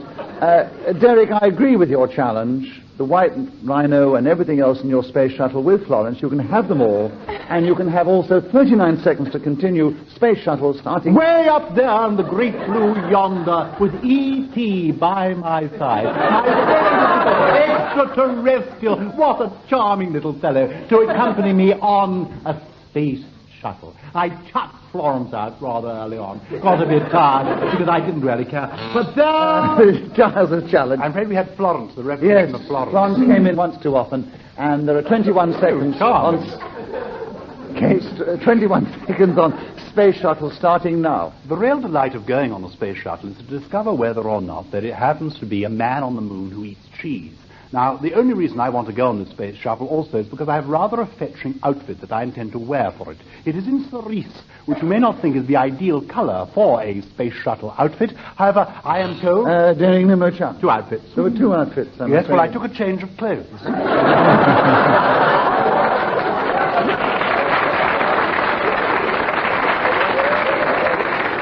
Well done, Gyles, but I'm afraid Derek still gets the point on the subject, and 3 seconds on space shuttle starting now. So, starting on the space shuttle, I asked for the removal man to come in straight away and close the door.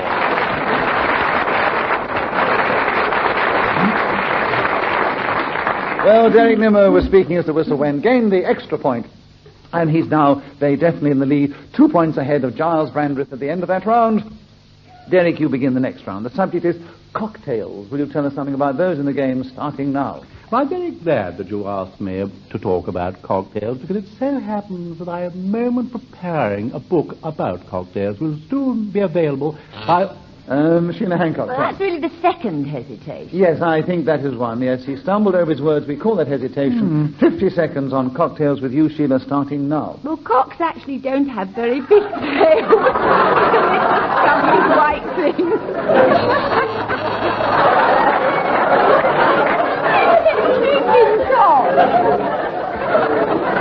Dennis, if you hadn't challenged, this would have still been a clean show. She looked straight at me and said, "Stubbly little white thing." There was a hesitation just before that. That's what it was, a hesitation. Well, it all happens in just a minute. It proves how utterly spontaneous the whole program is. Derek, I agree with you, your challenge. She did hesitate, and I can understand why. And there are 43 seconds left for you with cocktails starting now. A hearty wall banger is something which I invite you to try. And this is so named because the chap with that particular... Gyles Brandreth. You had a name earlier when you named one of the earlier cocktails. You said about the unusual name. Yes? About the milk so thing. named was the word I just used. No. I'm afraid it was a four-letter word on both occasions.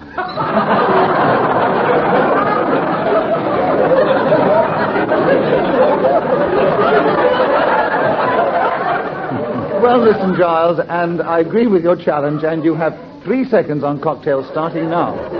My favourite cocktail is the White House, which is a Bloody Mary without any vodka.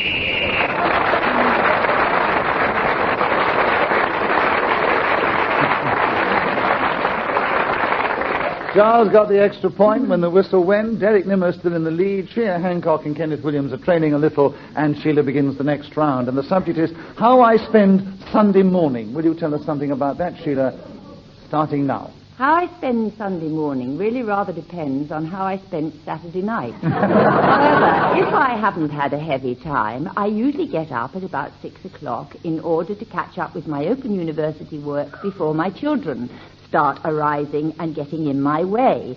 Then at about 9 o'clock, we have breakfast.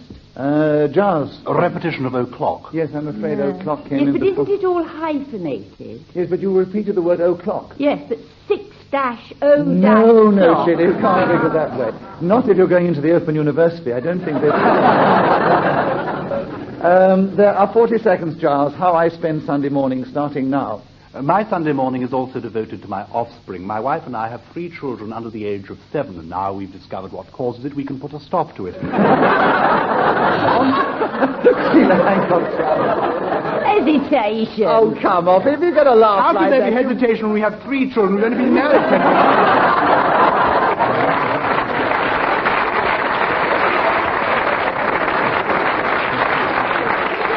Playing the game long enough now to keep talking. No, I think we've got to have that dramatic license. If he gets as good a reaction from our audience as that, he's got to give an infinitesimal pause in order to let them savour his thought before he continues. I considered he was doing it legitimately, and he continues with 30 seconds left on how I spend Sunday morning, starting now. I am a Sunday school teacher, and this is because I have discovered recently that throughout the schools in this country... Now we've discovered what's causing it. Yes, you've discovered it. Yes, I'm afraid so. Derek, you have the subject of how I spend Sunday morning. 24 seconds starting now. Well, I have to go to Holy Trinity, Brompton, because my daughter and my wife, indeed, are both groupies of the vicar who preaches there. He has wonderful sermons, and they are terribly good. And also they have the 1611 Bible, which I like enormously. I do hate series 1, 2, and 3 from the prayer book, because you never know where you are, but if you get a really old-fashioned Latin, it does give one such exquisite.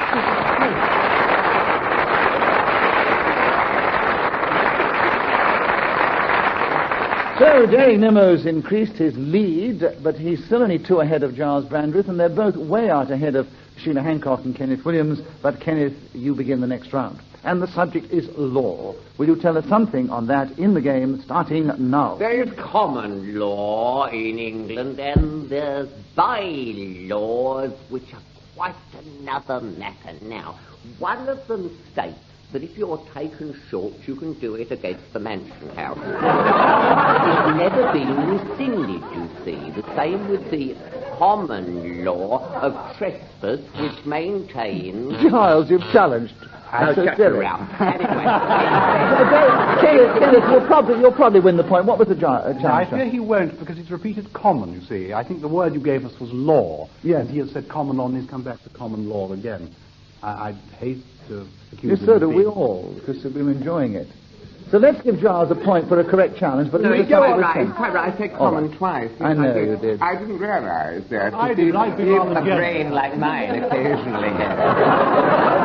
I was trying to be generous, Kenneth, because you haven't got as many points as Giles, you see, and I know Giles can also be very generous because he's got so many points. But let's play the game correctly. Giles, you have the subject and a point, and there are 37 seconds starting now. For many years I was brought up on such legalistic phrases as in loco parentis, which means my father is an engine driver. Other sundry Take Nimmo challenge. But it can't be a closet rabbi, an engine driver, and a solicitor.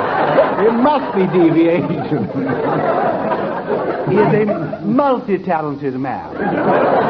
So, I disagree with the challenge, Derek, but I know I'll show you how fair I am. I know you only made it to make a very good joke, and you get a point for a good one, I think, but Giles also gets a point for an incorrect challenge, so once you've interrupted, it's difficult to get going again. But Giles, you continue, and there are 25 seconds law starting now. The law is an ass, so they say. Now, my father had nothing to do... Derek, well, he can't go on repeating his bloody father all the time. I mean, his father's... His father must be a That's a representative. swear word. We can't swear word. Is It's a it? family show. It's a family show. He's just said bloody Mary. I've only said bloody father.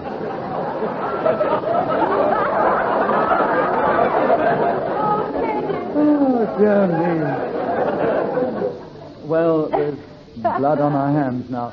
So, Giles, I disagreed with the challenge. You keep the subject. He did repeat father. Oh, is that what your challenge? My challenge was... Oh, I thought your challenge was deviation because his father had so many different professions. I'm sorry. No, he did repeat father. Although you may believe his father is on the card, it is not. The question is law. Yes. All right, Derek. I thought you made another I was challenge. really speaking of my father-in-law, however. That...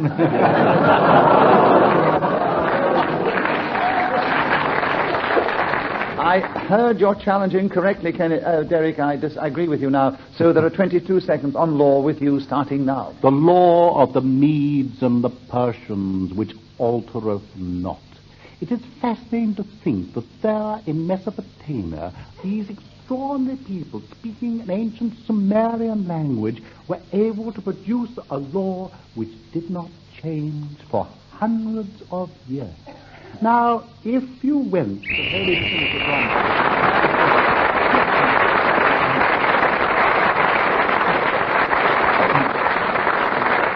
Derek Nimmo, speaking as the whistle went, gets that extra point, and it is still neck and neck between Derek Nimmo and Gyles Brandreth, way out ahead of Sheila Hancock and Kenneth Williams in the game. And Gyles begins the next round. It is Things I Can't or Cannot Finish, starting now. Sentences, principally, because I'm rather like the great General Sedgwick who at the Battle of Spotsylvania put his head over the parapet and said they couldn't hit an elephant at this distance. And then he was killed. Now, it's an unfortunate thing.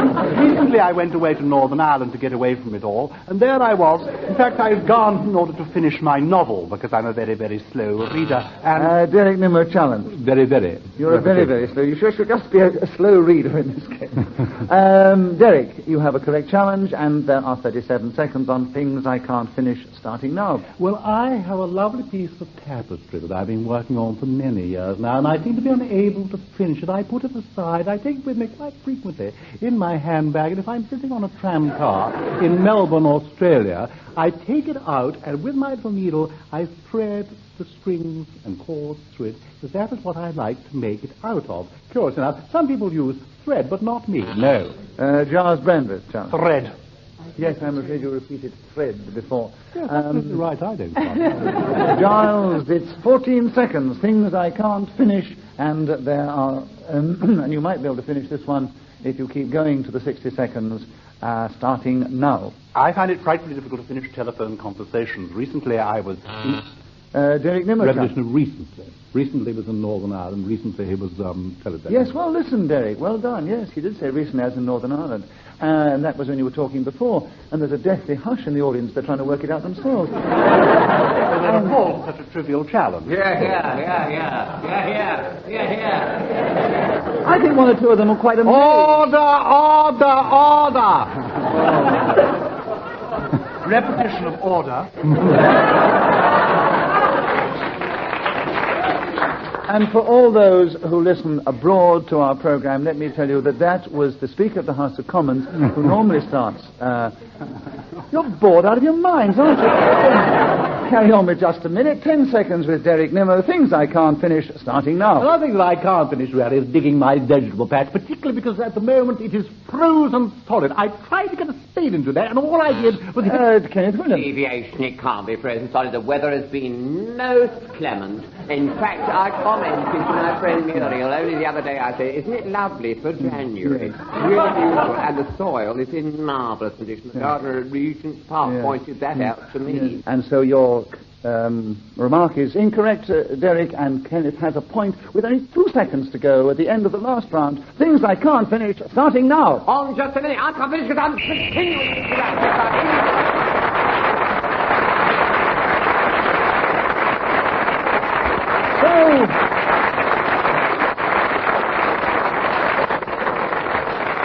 Kenneth could finish on that one, gain an extra point for doing so, and finish... I've won, go on, I've won now.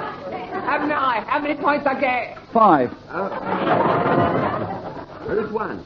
Sheila Hancock only got 5 as well. You're joking. Yes, I thought you Oh, only got 5. Yes, I thought you said I won. I was going to say. No. You do win. I mean, you won a few weeks back when you came, but not every time. So Kenneth and Sheila finished in third place equal. But there were many points behind Gyles Brandreth, who was only 4 points behind this week's winner, Derek Nimmo.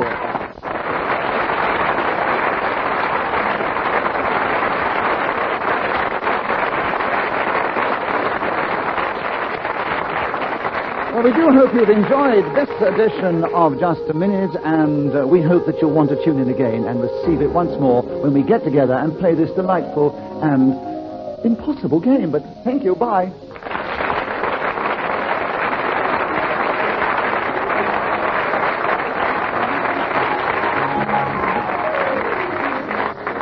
The chairman of Just a Minute was Nicholas Parsons. The program was devised by Ian Messiter and produced by Pete Atkins.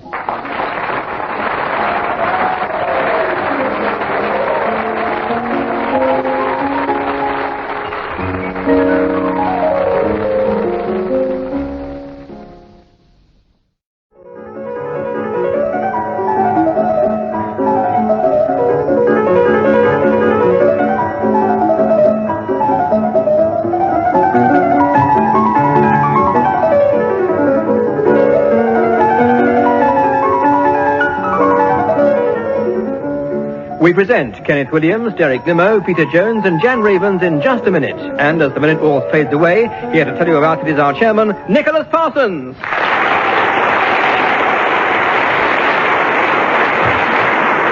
Thank you. Thank you very much. Hello and welcome to Just a Minute. And this week we have 3 of our regulars, as you've just heard, and we welcome for the first time as a guest a lovely actress and writer, Jan Ravens.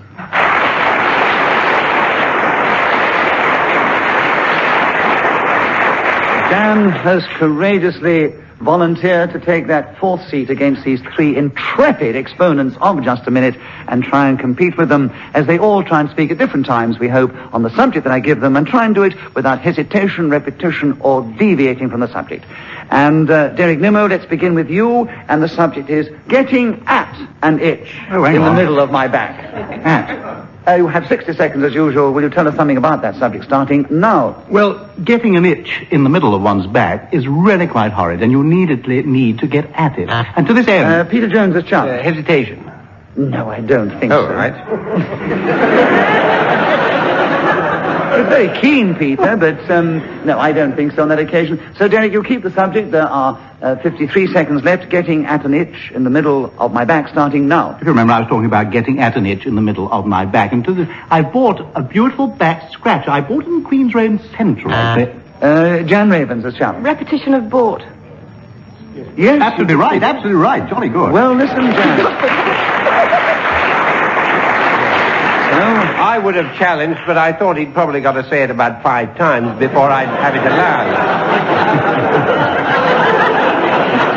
Well, as with our other lovely lady guest of a number of weeks back, Liza Goddard, she got in on the first round, and so has Jan Ravens. Jan, the subject is getting at an itch in the middle of my back. Of course, you get a point for that correct challenge, and you have 46 seconds left, starting now. I'm very good at getting at an itch in the middle of my back because I'm very supple, and I remain fit because I go to lots of exercise classes, including yoga, and so I find it very easy to get my arm right over there like that, and the other up there, and they meet in the middle, and I can scratch the itch in the middle of my back. Now, this doesn't work very well if you're wearing tight clothing, because, of course, you're much more restricted and the arms can't meet. Peter Nimmo challenged. Arms. You said arms then, and was arm before. Oh, sorry. Right. And for the people who haven't got visual radio, Jan actually demonstrated while she was by putting one arm over the back and the other arm up behind, and they actually touched, and the audience were Yes, I told you, I am very supple. Very supple, yes, you were absolutely agog, weren't you? Oh, well, they weren't agog, then they've gone to sleep. Jan, I disagree with the challenge, so you keep the subject. There are 15 seconds left, starting now. Getting at an itch. Derek Nimmo. Hesitation. Rotten sport. Oh, my first time. I know, it's rotten, isn't it? I'm not going to agree with it, Jan. 14 seconds on getting at an itch in the middle of my back, starting now. Getting at an itch in the middle of my back is always very embarrassing when I'm in a public place, because people stare at you as if you're some kind of animal from the jungle, because the movement... Kenneth Williams, the chunk. Deviation, she's just demonstrated how she does it, and no, she wasn't in the least embarrassed, and neither did she mind at all showing all these people here. Now she's saying that when she does it in public, she's embarrassed. Well, what's more public than doing it here?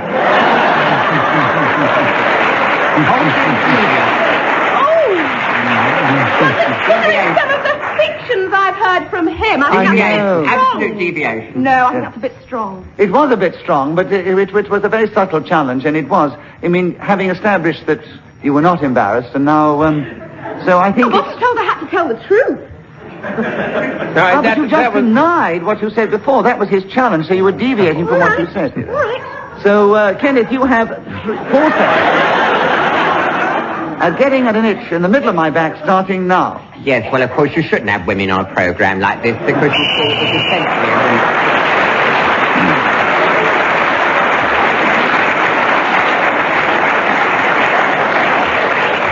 When Ian Mester blows his whistle, he tells us that 60 seconds is up. And I can challenge him on blatant sexism. Yes, that's true, you know. She's right.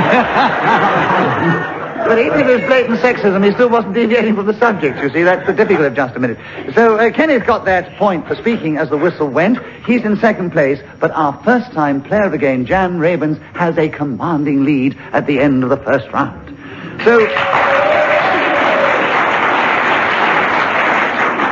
I see you brought your fan club. They're all in the front. Yes. Peter Jones, will you begin the next round? The subject is marbles. There are 60 seconds for the subject, starting now. Marbles. Well, they're things that quite a lot of people don't have all of. Jan Ravens has done. I think it was some hesitation. No. I mean, that was a very sharp challenge. I mean, that was a sharp challenge. Yes, they shouldn't have women on this show. They're always doing that, and they make these challenges. The poor man had hardly a chance to get underway, did he? No, but he didn't actually. I don't think also... He's refused me anyway. There's no need to get at me even further. That's all right, darling. No, tears don't come over awfully well on radio. I'm sorry. You're doing terribly well. I wouldn't worry. And I'm always on the... Peter, you have a point, and you have 56 seconds to continue on marbles, starting now. They can be made of glass or porcelain or china, and it's a game that you play by putting one or two on the ground. I don't know exactly what the rules are, but I know you toss one or two at the other three, or roll them possibly, I don't know. It's a most boring subject, I think. Repetition is no. Yes, I don't know. He said the whole phrase. Well done, Jan. You have the subject. What kind of challenge was that? A very good one. Good, yes. Yes. I'm keeping track of your description of the various challenges. The first one was a subtle challenge, yes, that's right. And then it was a sharp challenge. That's right, yes. And this was a good challenge. That was a good challenge, yes. Because that's the kind of challenge that I'm out to make. Yes. I want to make some really good ones. The only problem is, Peter, mean or too subtle challenges. Yeah, there's mean challenges as well, yes. Yes. But I'm afraid you could never do one like that because you're not as beautiful as Jan. I don't know. Well, I don't know. You said that about when Liza Goddard was here. You made some reference to my appearance. It seems very unkind. I think you're lovely, Peter. Thank you very much. No, yes. Actually, for someone Well, else... after all this rubbish, let's get on with it. Come on, give us 6 answers. I don't know why you always object to other people's rubbish.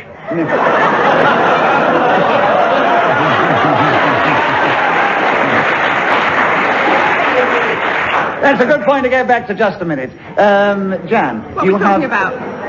I'll tell you, it's marbles is the subject, and there are 37 seconds for you to take the subject starting now. Many people say to me, where did the phrase originate, somebody's lost their marbles? Now, if they had been in the school playground where I was brought up in Liverpool, they would soon know. Because when we played marbles, it was always very important who won. Now, there were various kinds of marbles, of which the most powerful were always the steelies, which were, in fact, huge ball bearings, and they could knock spots off any other marble, which were... A very Nimmo challenge. Deviation, he wouldn't have knocked spots, they'd have smashed them. It's an idiom. Yes, I agree, they would have smashed them, but she was using the phrase literally knocking spots off something, and in that sense, I think she was not deviating. So, Jan, you keep the subject with 9.5 seconds on marbles, starting now. My favourite kind... Derek Nimmo. Hesitate. No. Jan, you have 8.5 seconds. That was a premature challenge, I thought. Yes.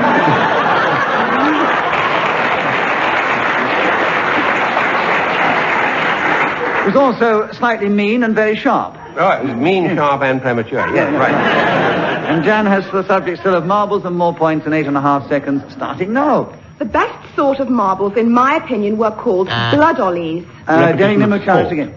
Best sort of marbles. Yes, you talked about sorts of marbles I before. did, you're right, Yes. I accept that. There are 4.5 seconds for you on marbles, Derek, starting now. The 7th Earl of Elgin brought back from Greece the marbles that were named after him and showed them to the British Museum.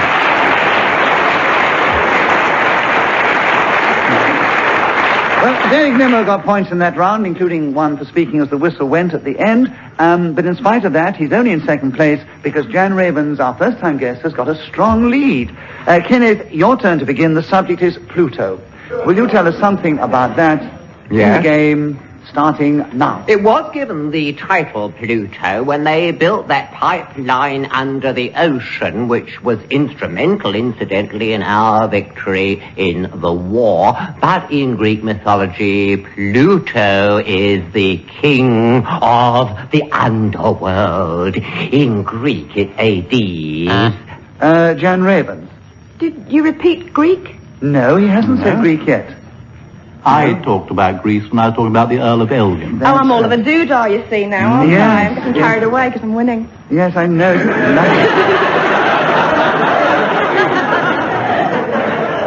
But it's lovely to see you in a doodah. I would love to see more of your doodahs. I didn't mean that. I meant the state that she was describing. Oh, dear. What happens on a spontaneous show when you can't cover it up afterwards? You have 38 seconds. On Pluto, Kenneth, starting now. Pluto was married to Persephone. She's sometimes called Proserpina and is legendary in underworld parlance for... Derek Nimmo challenge. We've been down twice, 2 underworlds. Yes, you talked about the underworld. Well, he's you the mentioned king Pluto. of the underworld, Pluto. I know, but you mentioned the word Well, what do you underworld say, before. underground? Well, you'll find another way Hades, to infrequently do. So that's his name, you fool. Hades is his name. A-Ds. It means without sight, therefore the mystery. It's Anyway, nothing to do you've with repeated the the place. word It's just ignorant underworld people who use and- it for a place. Hades is the god. Kenneth, you know you can't repeat a word in just a minute. That's the stress of the game. And there are 25 seconds for Pluto with you, Derek, starting now. Well, not knowing that he was the brother of Jupiter and Neptune, what I do know about Pluto is, of course, that wonderful comedy character invented by Walt Disney. To go to Anaheim in California, there you will see Pluto with his lovable big nose and floppy ears wandering round. Peter Jones, a challenge. Repetition of lovable.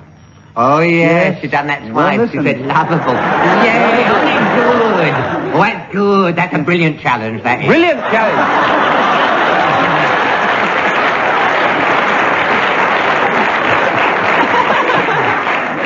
So, Peter, you have a point for a correct challenge, and the subject is Pluto, and there are 7 seconds left starting now. Pluto is the planet which is furthest away from the Earth in the solar system, going round and...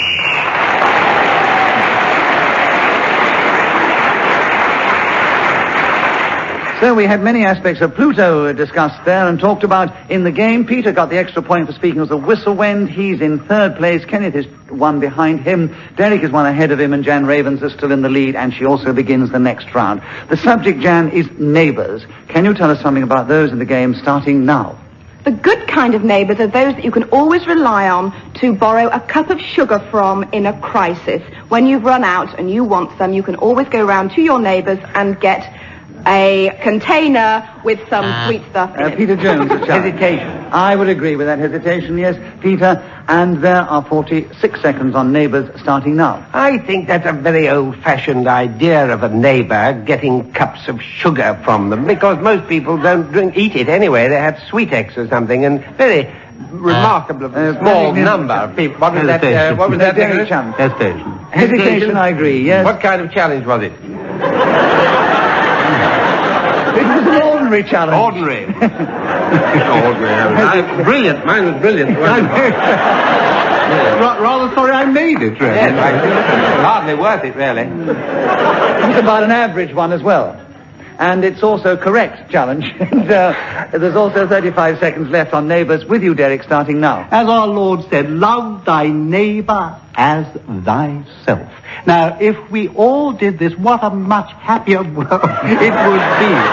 And having neighbours like Peter Jones, who wants enemies when they clap you on the shoulder and try desperately to put you off, and also scratching your back at the same time. Which is quite a handy thing. And you can't be challenged. Jan Ravens has challenged. Hesitation, but I do feel a bit mean because people... Yes, you are absolutely mean, but it was a correct hesitation. I mean, a correct challenge. Yes, I agree. I must explain to our listeners. Flinched when he moved from my shoulder and went lower. Peter Jones sits beside... Peter Jones sits beside Derek Nimmo, and he was patting him on the back in good neighbourly fashion, then... No, I'm not from choice, of course. I'm not saying it's choice. No, but They're he just did trying to break Kenneth and me up. But the process did mean that he hesitated. Jan got in with a correct challenge. She takes the subject of neighbours. 10 seconds starting now. My unfavourite kind of neighbours are those that are very nosy and won't leave you alone. And also, speaking on behalf of the younger generation, the people that won't let you... Derek Nimmo challenge. Deviation, she's knocking on a bit.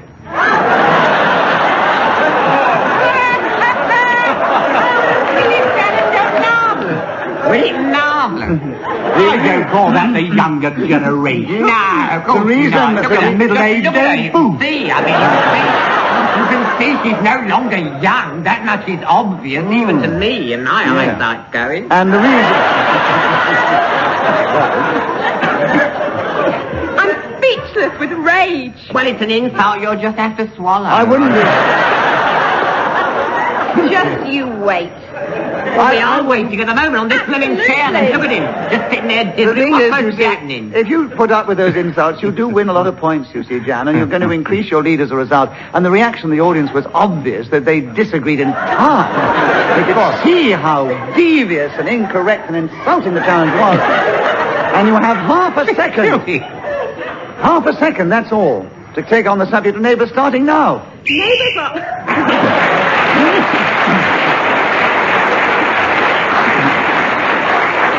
So Jan Ravens gained points for the insults and for speaking, or not speaking as the whistle went, but has increased her lead. She's actually 4 points ahead of Derek Nimmo, who's in second place, and he also begins the next round. The subject, Derek, what I want for my birthday. There are 60 seconds as usual, starting now.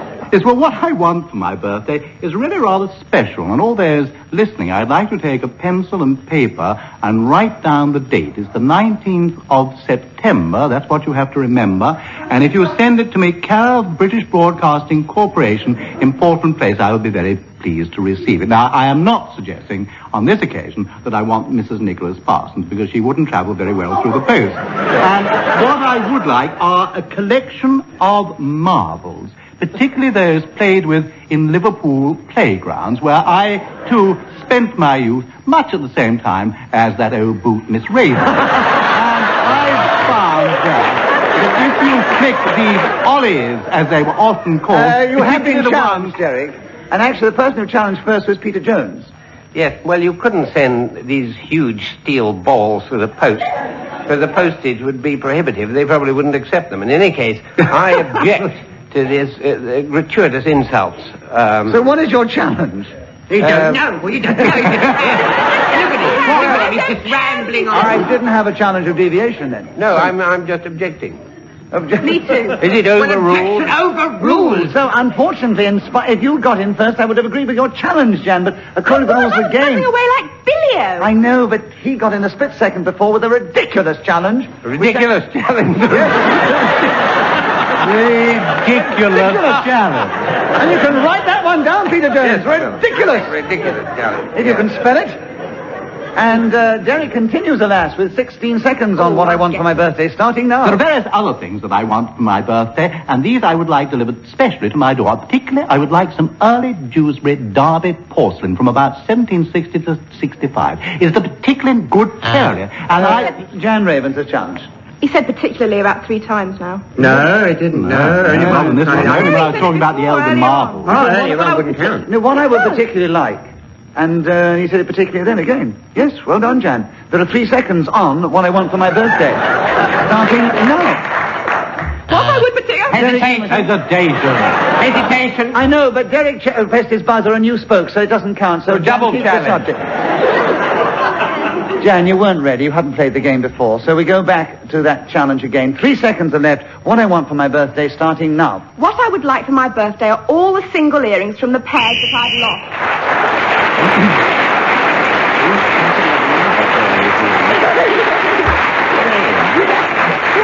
So, with the insults, which are helping Jan tremendously, she got in a game before the whistle went, gained an extra point for speaking as the whistle went, increased her lead at the end of that round, and Kenneth begins the next round. The subject is my favorite type of restaurant.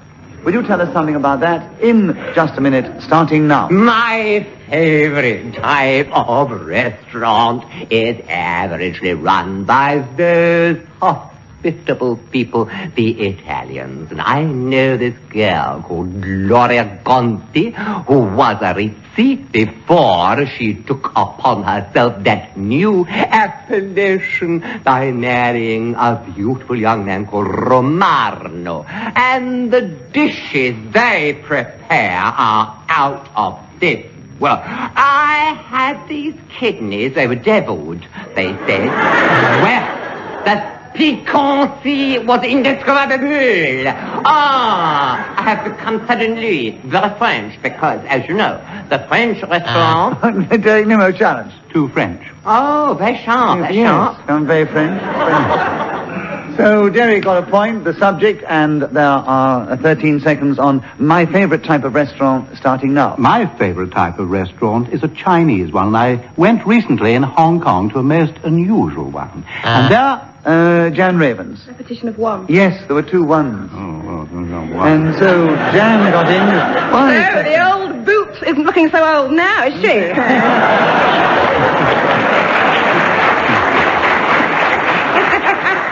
She put the boot in there, and she has 5 seconds on my favorite type of restaurant, starting now. My favorite type of restaurant is one where you're greeted by a friendly maître d'hôtel.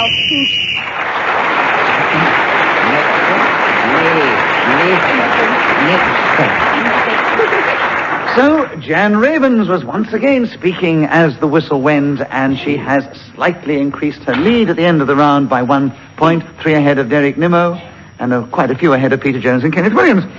Jan, it's your turn to begin, and the subject is the zodiac sign of Taurus. Taurus, the zodiac bull, happens to be my very own star sign. And I do think that it is one of the most wonderful things to be born under, because you possess many very great... Peter Jones has challenged. Repetition of under. Yes. So, Peter, you have the subject. There are 46 seconds on... really want it, actually. Taurus, the zodiac sign. Yes. Yes. Starting now. Well, I believe it's the sign of the bull, but I'm not terribly conversant with the meaning or the implication of... Very Nimmo challenge. You weren't even interested in the subject, were you? No, I wasn't, no. Why are we getting so many of these? We had Pluto the other day. We had Pluto in this show. We did? Yeah. When you nodded off, you came back and you talked about yes, Pluto. That's right, yes. The planet in our solar system furthest away from the sun. I mean, from the Earth. Yes. And there are 36 seconds on Taurus, the zodiac sign, with Derek Nimmo starting now. I was very interested to hear that Jan Ravens is a Taurian, because people born under that sign are warm, loving, compassionate, lovable. Hitler was a Taurus. And therefore, they do always seem to bring out quite the nicer sort of things about people. And when I've wandered through the world, looking for people who are born under the sign of Taurus, I do find that they are quite different to other people, gifted in many ways, like playing marbles and scratching their back, and you can always spot them in a public place. One looks over there and sees a young lady, and one thinks that is someone who...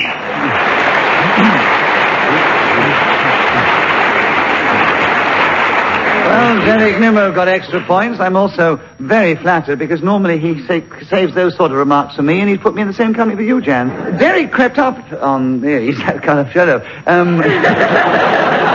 Round, and he's only one behind Jan Ravens, who's still our leader, and Derek begins the next round.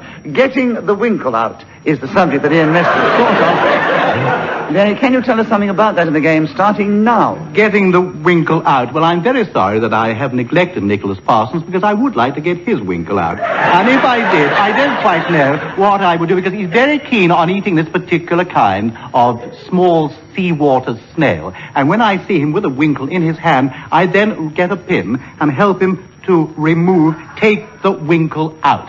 For this purpose, I usually have a stop, this one here, with a little diamond, quite a few of them come to think of it, and a pearl, and I place it into the winkle and gently prise it out, and pop it into our aforementioned chairman's mouth, and he sucks it down in that quite disgusting way that he tends to do. But getting the winkle out... Deviation, I don't believe he's ever done this sort of thing for you. Absolutely right. Ah, goodness me, how devious can you get? So, Kenneth, I agree with the challenge, and there are 16 seconds for you on getting the winkle out, starting now. You get your winkle out if you dispense at all with a great deal of alacrity, because you need a lot of them on a slice of bread if you're going to make what I call a delicious winkle sandwich. Now, there are some things...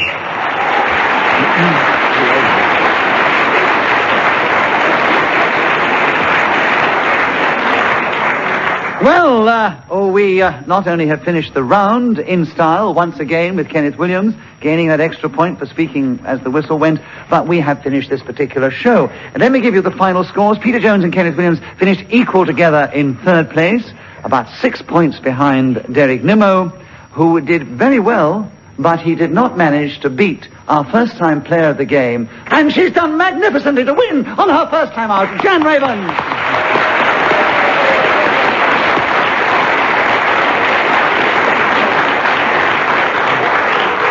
So, we hope you've enjoyed listening to the show. We'll be back again with Just a Minute in about a week's time. Till then, from all of us here, goodbye.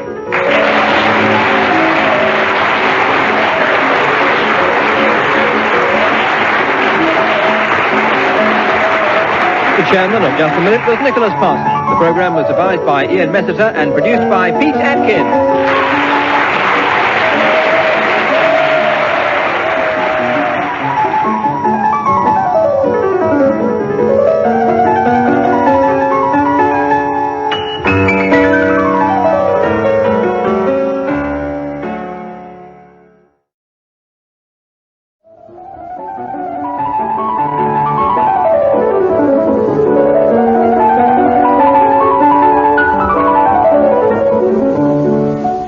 Present Kenneth Williams, Clement Freud, Amy MacDonald, and Jeremy Beadle in Just a Minute. And as the minute waltz fades away, here to tell you all about it is our chairman, Nicholas Parsons.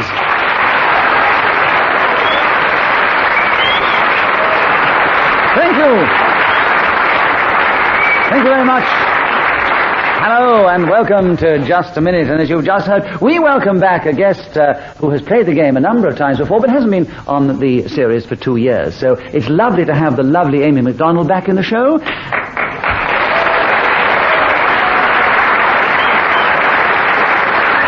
And from his triumphs in this series already this year, we welcome back Jeremy Beadle for a quick return visit. And they are going to pit their wits, their verbal dexterity, their ingenuity and their charm against our two regulars sitting on the opposite side of the stage here at the Paris studio in the centre of London, Clement Freud and Kenneth Williams.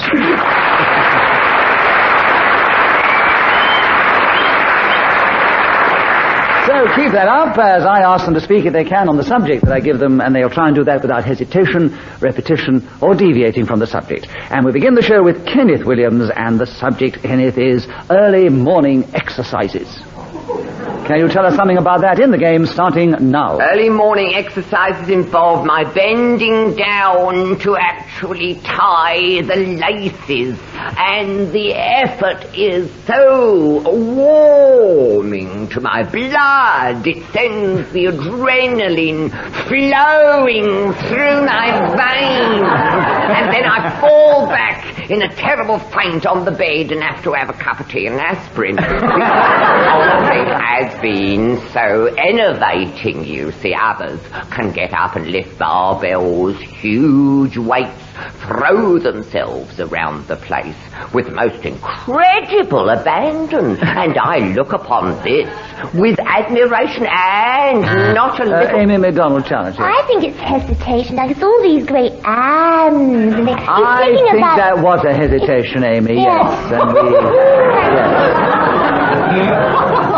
So let's have you now with 3 seconds to go on early morning exercises starting now.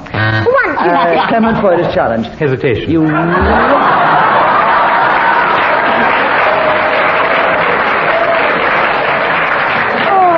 Go back to Chatteris. You hardly half a second when, Amy, this is the tactics. They're going to try and intimidate you. But you have 2.5 seconds on early morning exercises starting now. You throw back the bedclothes, you leap out, and it's 1, 2, 3, 4, 5,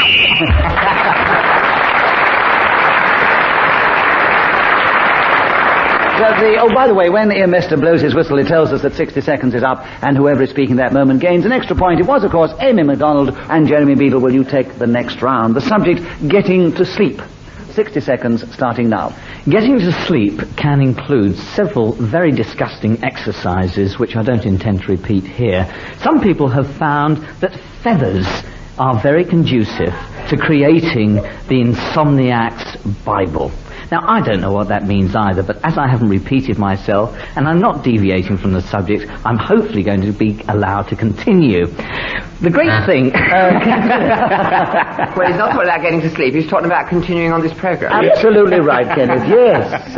So, Kenneth, you have the subject with 35 seconds on getting to sleep starting now. Lie there, almost somnambulant, think in terms of relaxation and pull a soft Whitney blanket over your recumbent form and think something lovely. Imagine an Ionian paradise with zephyrs breathing sweetly upon your nostrils, and then you will drift into the arms of, yes, Morpheus. You will be embraced by him, and thus go into oblivion. Wake then, refreshed to face all the rigors.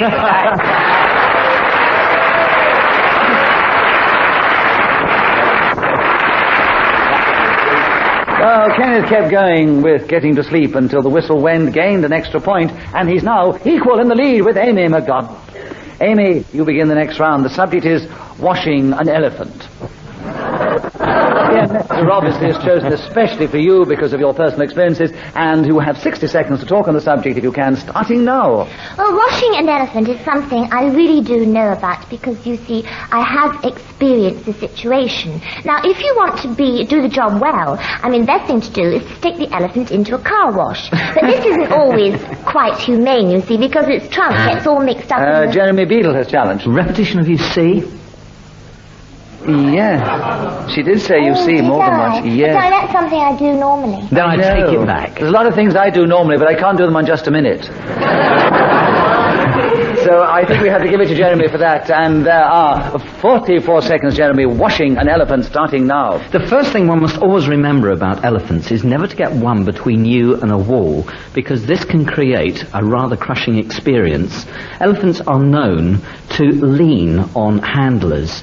Any large animal, in fact, will try to rest... Clement Freud has challenged. Hesitation. Yes, Clement. You have 26 seconds to take over the subject of washing an elephant starting now. Washing an elephant can be quite unnecessary if you have a self-washing elephant.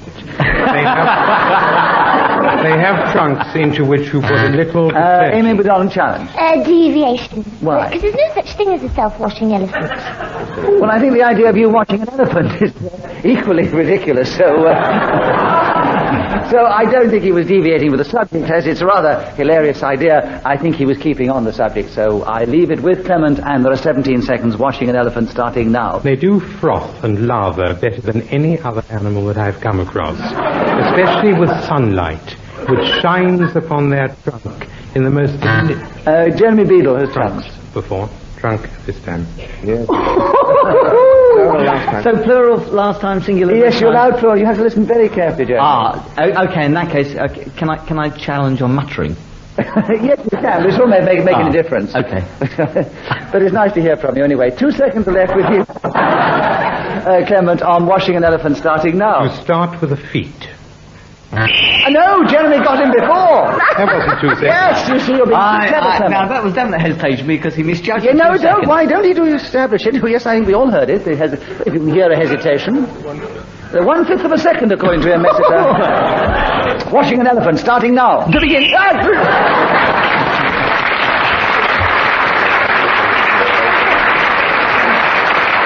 So at the end of that round, they all have 3 points, and Clement actually has one more. He has 4 points. He's in the lead, and he begins the next round. Clement, the subject is neutral. Will you tell us something about that in just a minute, starting now?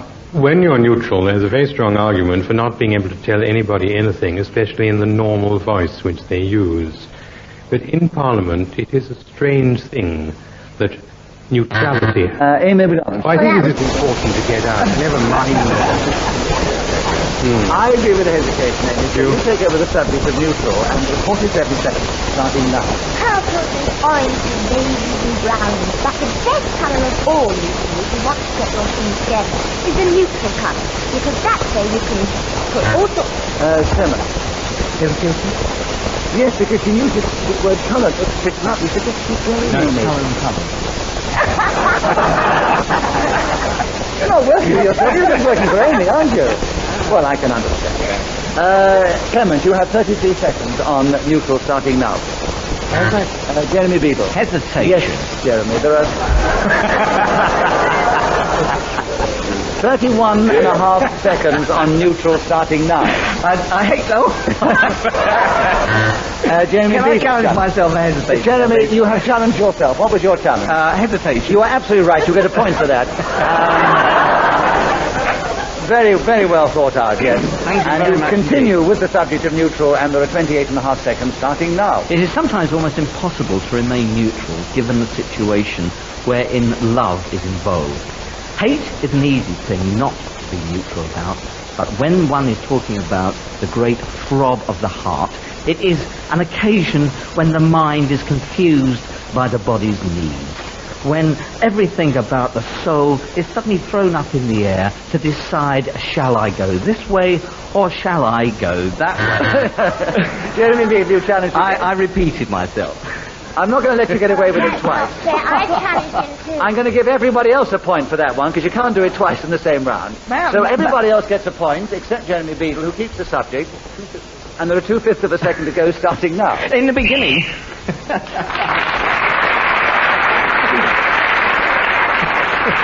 So at the end of that round, Damon MacDonald, Jeremy Beadle and Clement Freud all have 6 points. Kenneth Williams has 4, and he begins the next round. The subject, Kenneth, is Hyperion. Will you tell us something about that in 60 seconds, starting now? A lovely line occurs in Hamlet where he compares the bad man with a good one, saying, look, Hyperion to a satyr.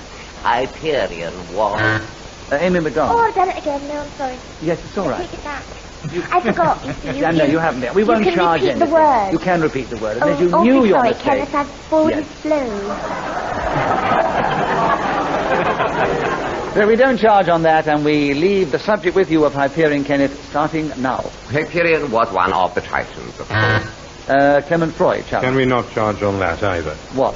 I don't know. Whatever you weren't charging for last time.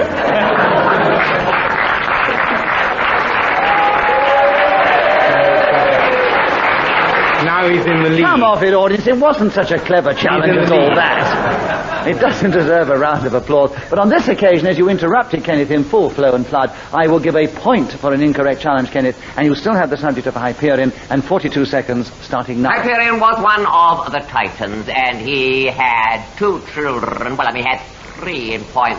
One was Selene. What?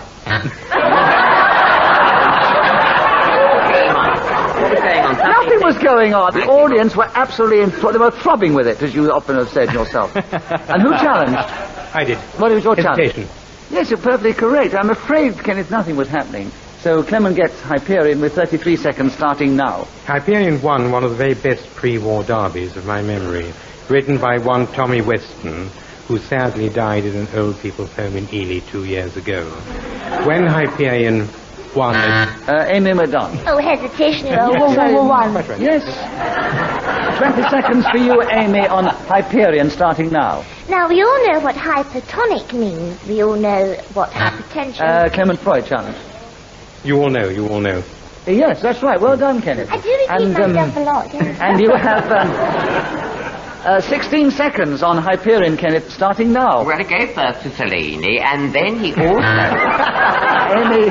Deviation, darling. Come Why? on. They can't give birth. He said he gave birth. Ah, if you're going to have him for repetition of Selene, you would have been right, but it wasn't. Well, that as well.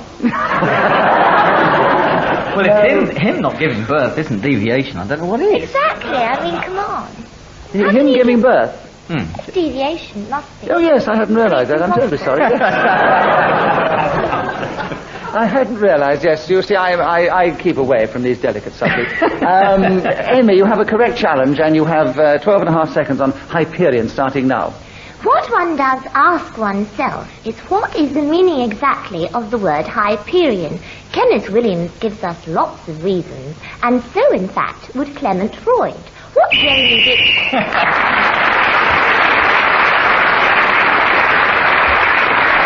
So Amy McDonald speaking as the whistle went, gained an extra point, and she has gone into the lead now. She is 2 ahead of Clement Freud and 3 ahead of the joint third equals, Jeremy Beadle and Kenneth Williams. Jeremy begins the next round. The subject, Jeremy, is My Galoshes.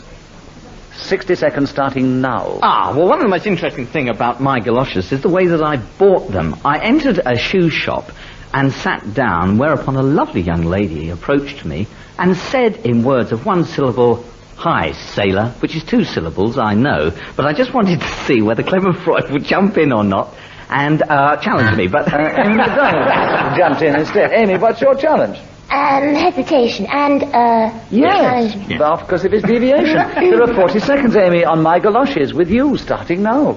I've got this wonderful pair of galoshes. The only trouble is, on the left one, there is this enormous hole, you see. But I don't want to chuck it out, because I really am terribly attached to these galoshes. The left one in particular. So what I do, you see, is stick a bit of lusterplaster over the top.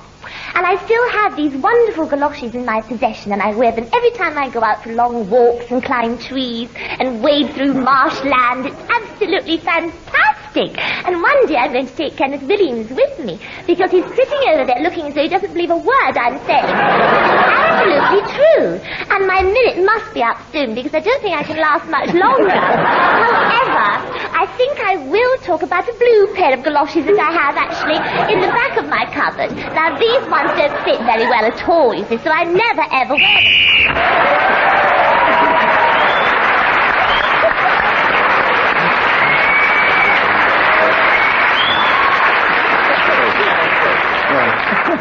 Your minute was up, actually, about 20 or 30 seconds ago, but... Oh, that was mean. Oh, it wasn't mean. It was lovely. The audience adored it. Didn't you enjoy it? I mean, anybody can talk such rubbish about galoshes and have to let them go on. But you've increased your lead, Amy, at the end of the round. And, Amy, it's your turn to begin again. The subject is keeping my legs so shapely.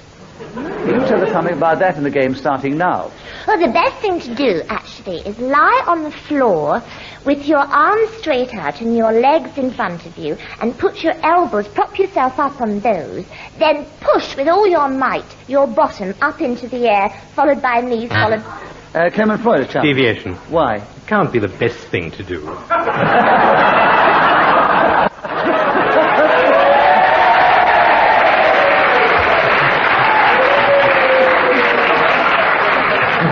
I think what we do there, we give Clement a bonus point for a very good challenge, but I mean, she wasn't really deviating from the subject. So you continue, Amy, with 45 seconds starting now.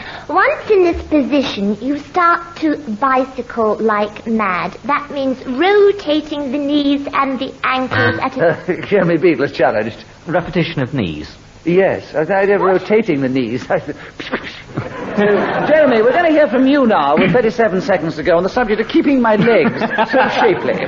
Will you tell us something about that in the game starting now? Keeping my legs so shapely requires me to perform certain exercises which are very rude, but basically they involve stretching. Amy MacDonald. Thank God for that. I should have let you go on, shouldn't I, darling? No, well, it was hesitation. No, I don't think he did hesitate. Oh, what? He was... Are you sure? I was quite sure you were teetering on it, but Amy was a bit too sharp. There are 29 seconds for you to go on, keeping my legs so shapely, Jeremy. Starting now. The idea is that one lengthens the muscles. This keeps them in tone and supple. One can try to run a... Amy MacDonald. Oh, that was, repetition. No, but there was only one. There's two ones, Danny. You said one something and one something else. Oh, I see. You did say one. You did say one before. We know you've got two legs. I know you were using the impersonal one, but... yes. So one was the impersonal, one was the number one. One was, as one would say... Oh, shut up, Jeremy. We know what you were doing, but it doesn't count in just a minute. Amy, you have 21 seconds on keeping my legs so shapely, starting now. I honestly don't know. I haven't one single clue as to how Jeremy Beadle keeps his legs in shape. But I think for the general public at large, probably the best thing to do is run, jog, leap, bounce, trampoline, dance. And Clement Freud is challenged. She stopped. She did.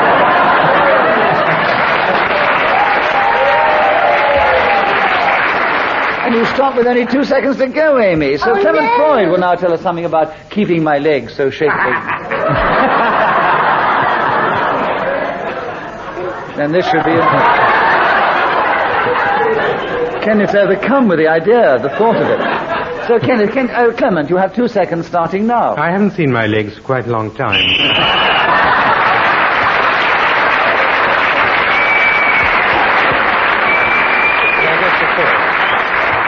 Well, Clement was speaking as the whistle went, gained the extra point. I share an office with Cyril Smith, and he has his shoes shined and asked me how they are.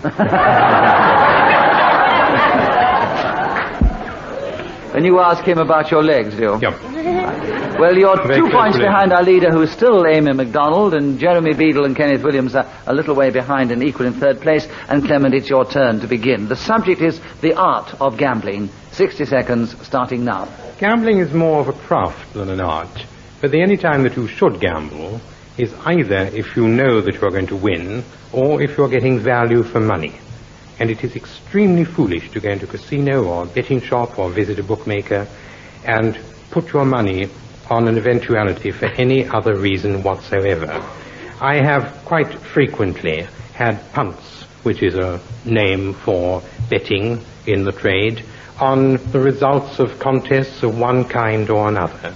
And occasionally I win, and there have been moments when bookmakers, or the trade as we like to name them, Jeremy Beadle. Repetition of trade. In the trade, or the trade as we like to name them. Yes, well, listen, Jeremy. 20 seconds with you, Jeremy, on the art of gambling, starting now. In gambling, one can either win or lose, or one can always not gamble, which can be a great advantage. Clement Freud. Deviation. In gambling, you can't not gamble.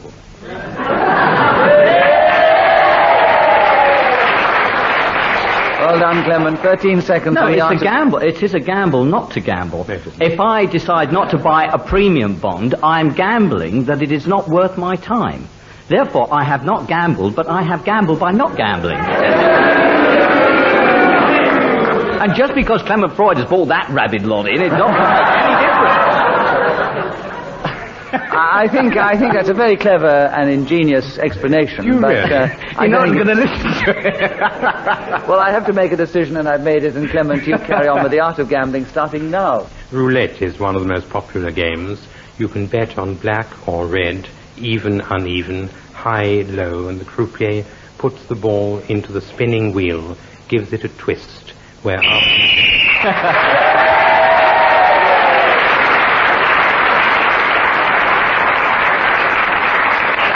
Well, Clement Freud has now gone one ahead of Amy MacDonald, and Kenneth Williams begins the next round. The subject, Kenneth, for you now is some of my favourite words. Well, he's dying to go on this one, I must tell the listeners. He obviously has brought many of them out in just a minute, and now he's about to do it again, starting now. One of my favourite words is pandiculate. And pandiculatory exercises involve the business of yawning and stretching your limbs at the same time.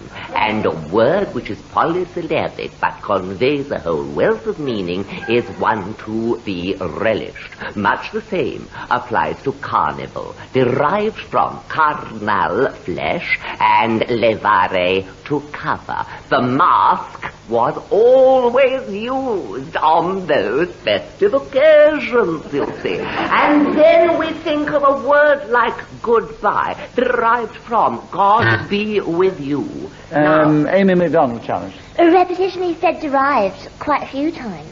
Yes, he did say derived before, I'm afraid. And so, Amy, you have a correct challenge. You have 12 seconds on some of my favourite words, starting now. I do wish I hadn't buzzed, because quite honestly, words are not my favourite subject. A Clement Freud challenge. In that case, shut up.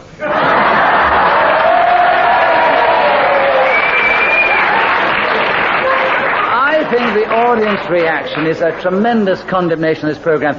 Someone can be so rude to a lady, and they cheer in the audience. What are you talking about, rude to a lady? She's no lady. Rude to a Is that lady. the state that this programme is? The palaver he comes out with, doesn't he? Talk about buttering him up. He's probably trying to date her after the show. It's a joke, isn't it? Chairman, you don't want to get him on the bar chair. They have to wheel him in here. Now, you've been rude to everybody now except Jeremy Beadle. Have a go at him. I'll on him in a minute, He feels very safe sitting right over there, doesn't he? Because I'm bigger than him, you see. Yes, you certainly are, Amy. And at the moment you're in the lead, having got a point for a wrong challenge, and there are 6 seconds to go on some of my favourite words, starting now. There are lots of favourite words. Jeremy Beadle challenge. I just wanted to make sure that the lovely Amy MacDonald won, so I've given an incorrect challenge.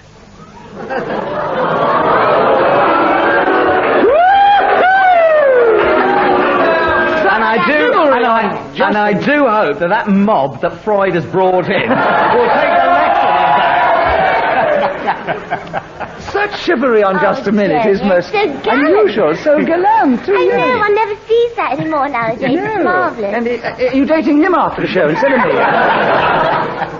Amy, there are 5 seconds for you to continue, having got another point with Jeremy's help. Some of my favourite words, starting now. My very, very favourite word is pusillanimous. Clement Freud challenge. Repetition of Amy. Very, very.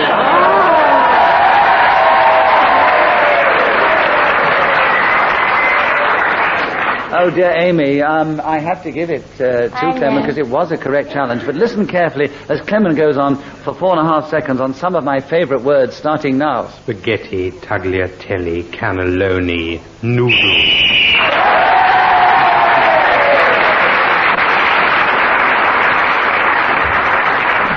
Well, Clement Freud ungallantly and unchivalrously got in just before the whistle went, kept going till the whistle, gained an extra point for doing so, but he didn't finish up a sole winner. Let me tell you that Jeremy Beadle, who has not played the game very much before, did extremely well. It was lovely having you, Jeremy. You finished up equal in third place with Kenneth Williams, and we have a joint winners way out ahead of you, Amy MacDonald, our guest alongside Clement Freud.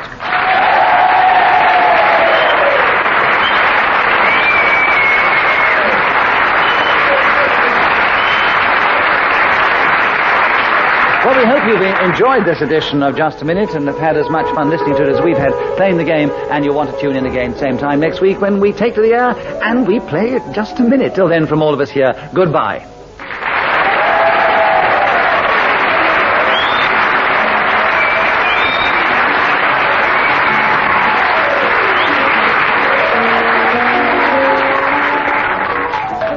The chairman of Just a Minute was Nicholas Parsons. The program was devised by Ian Messiter and produced by Pete Atkin.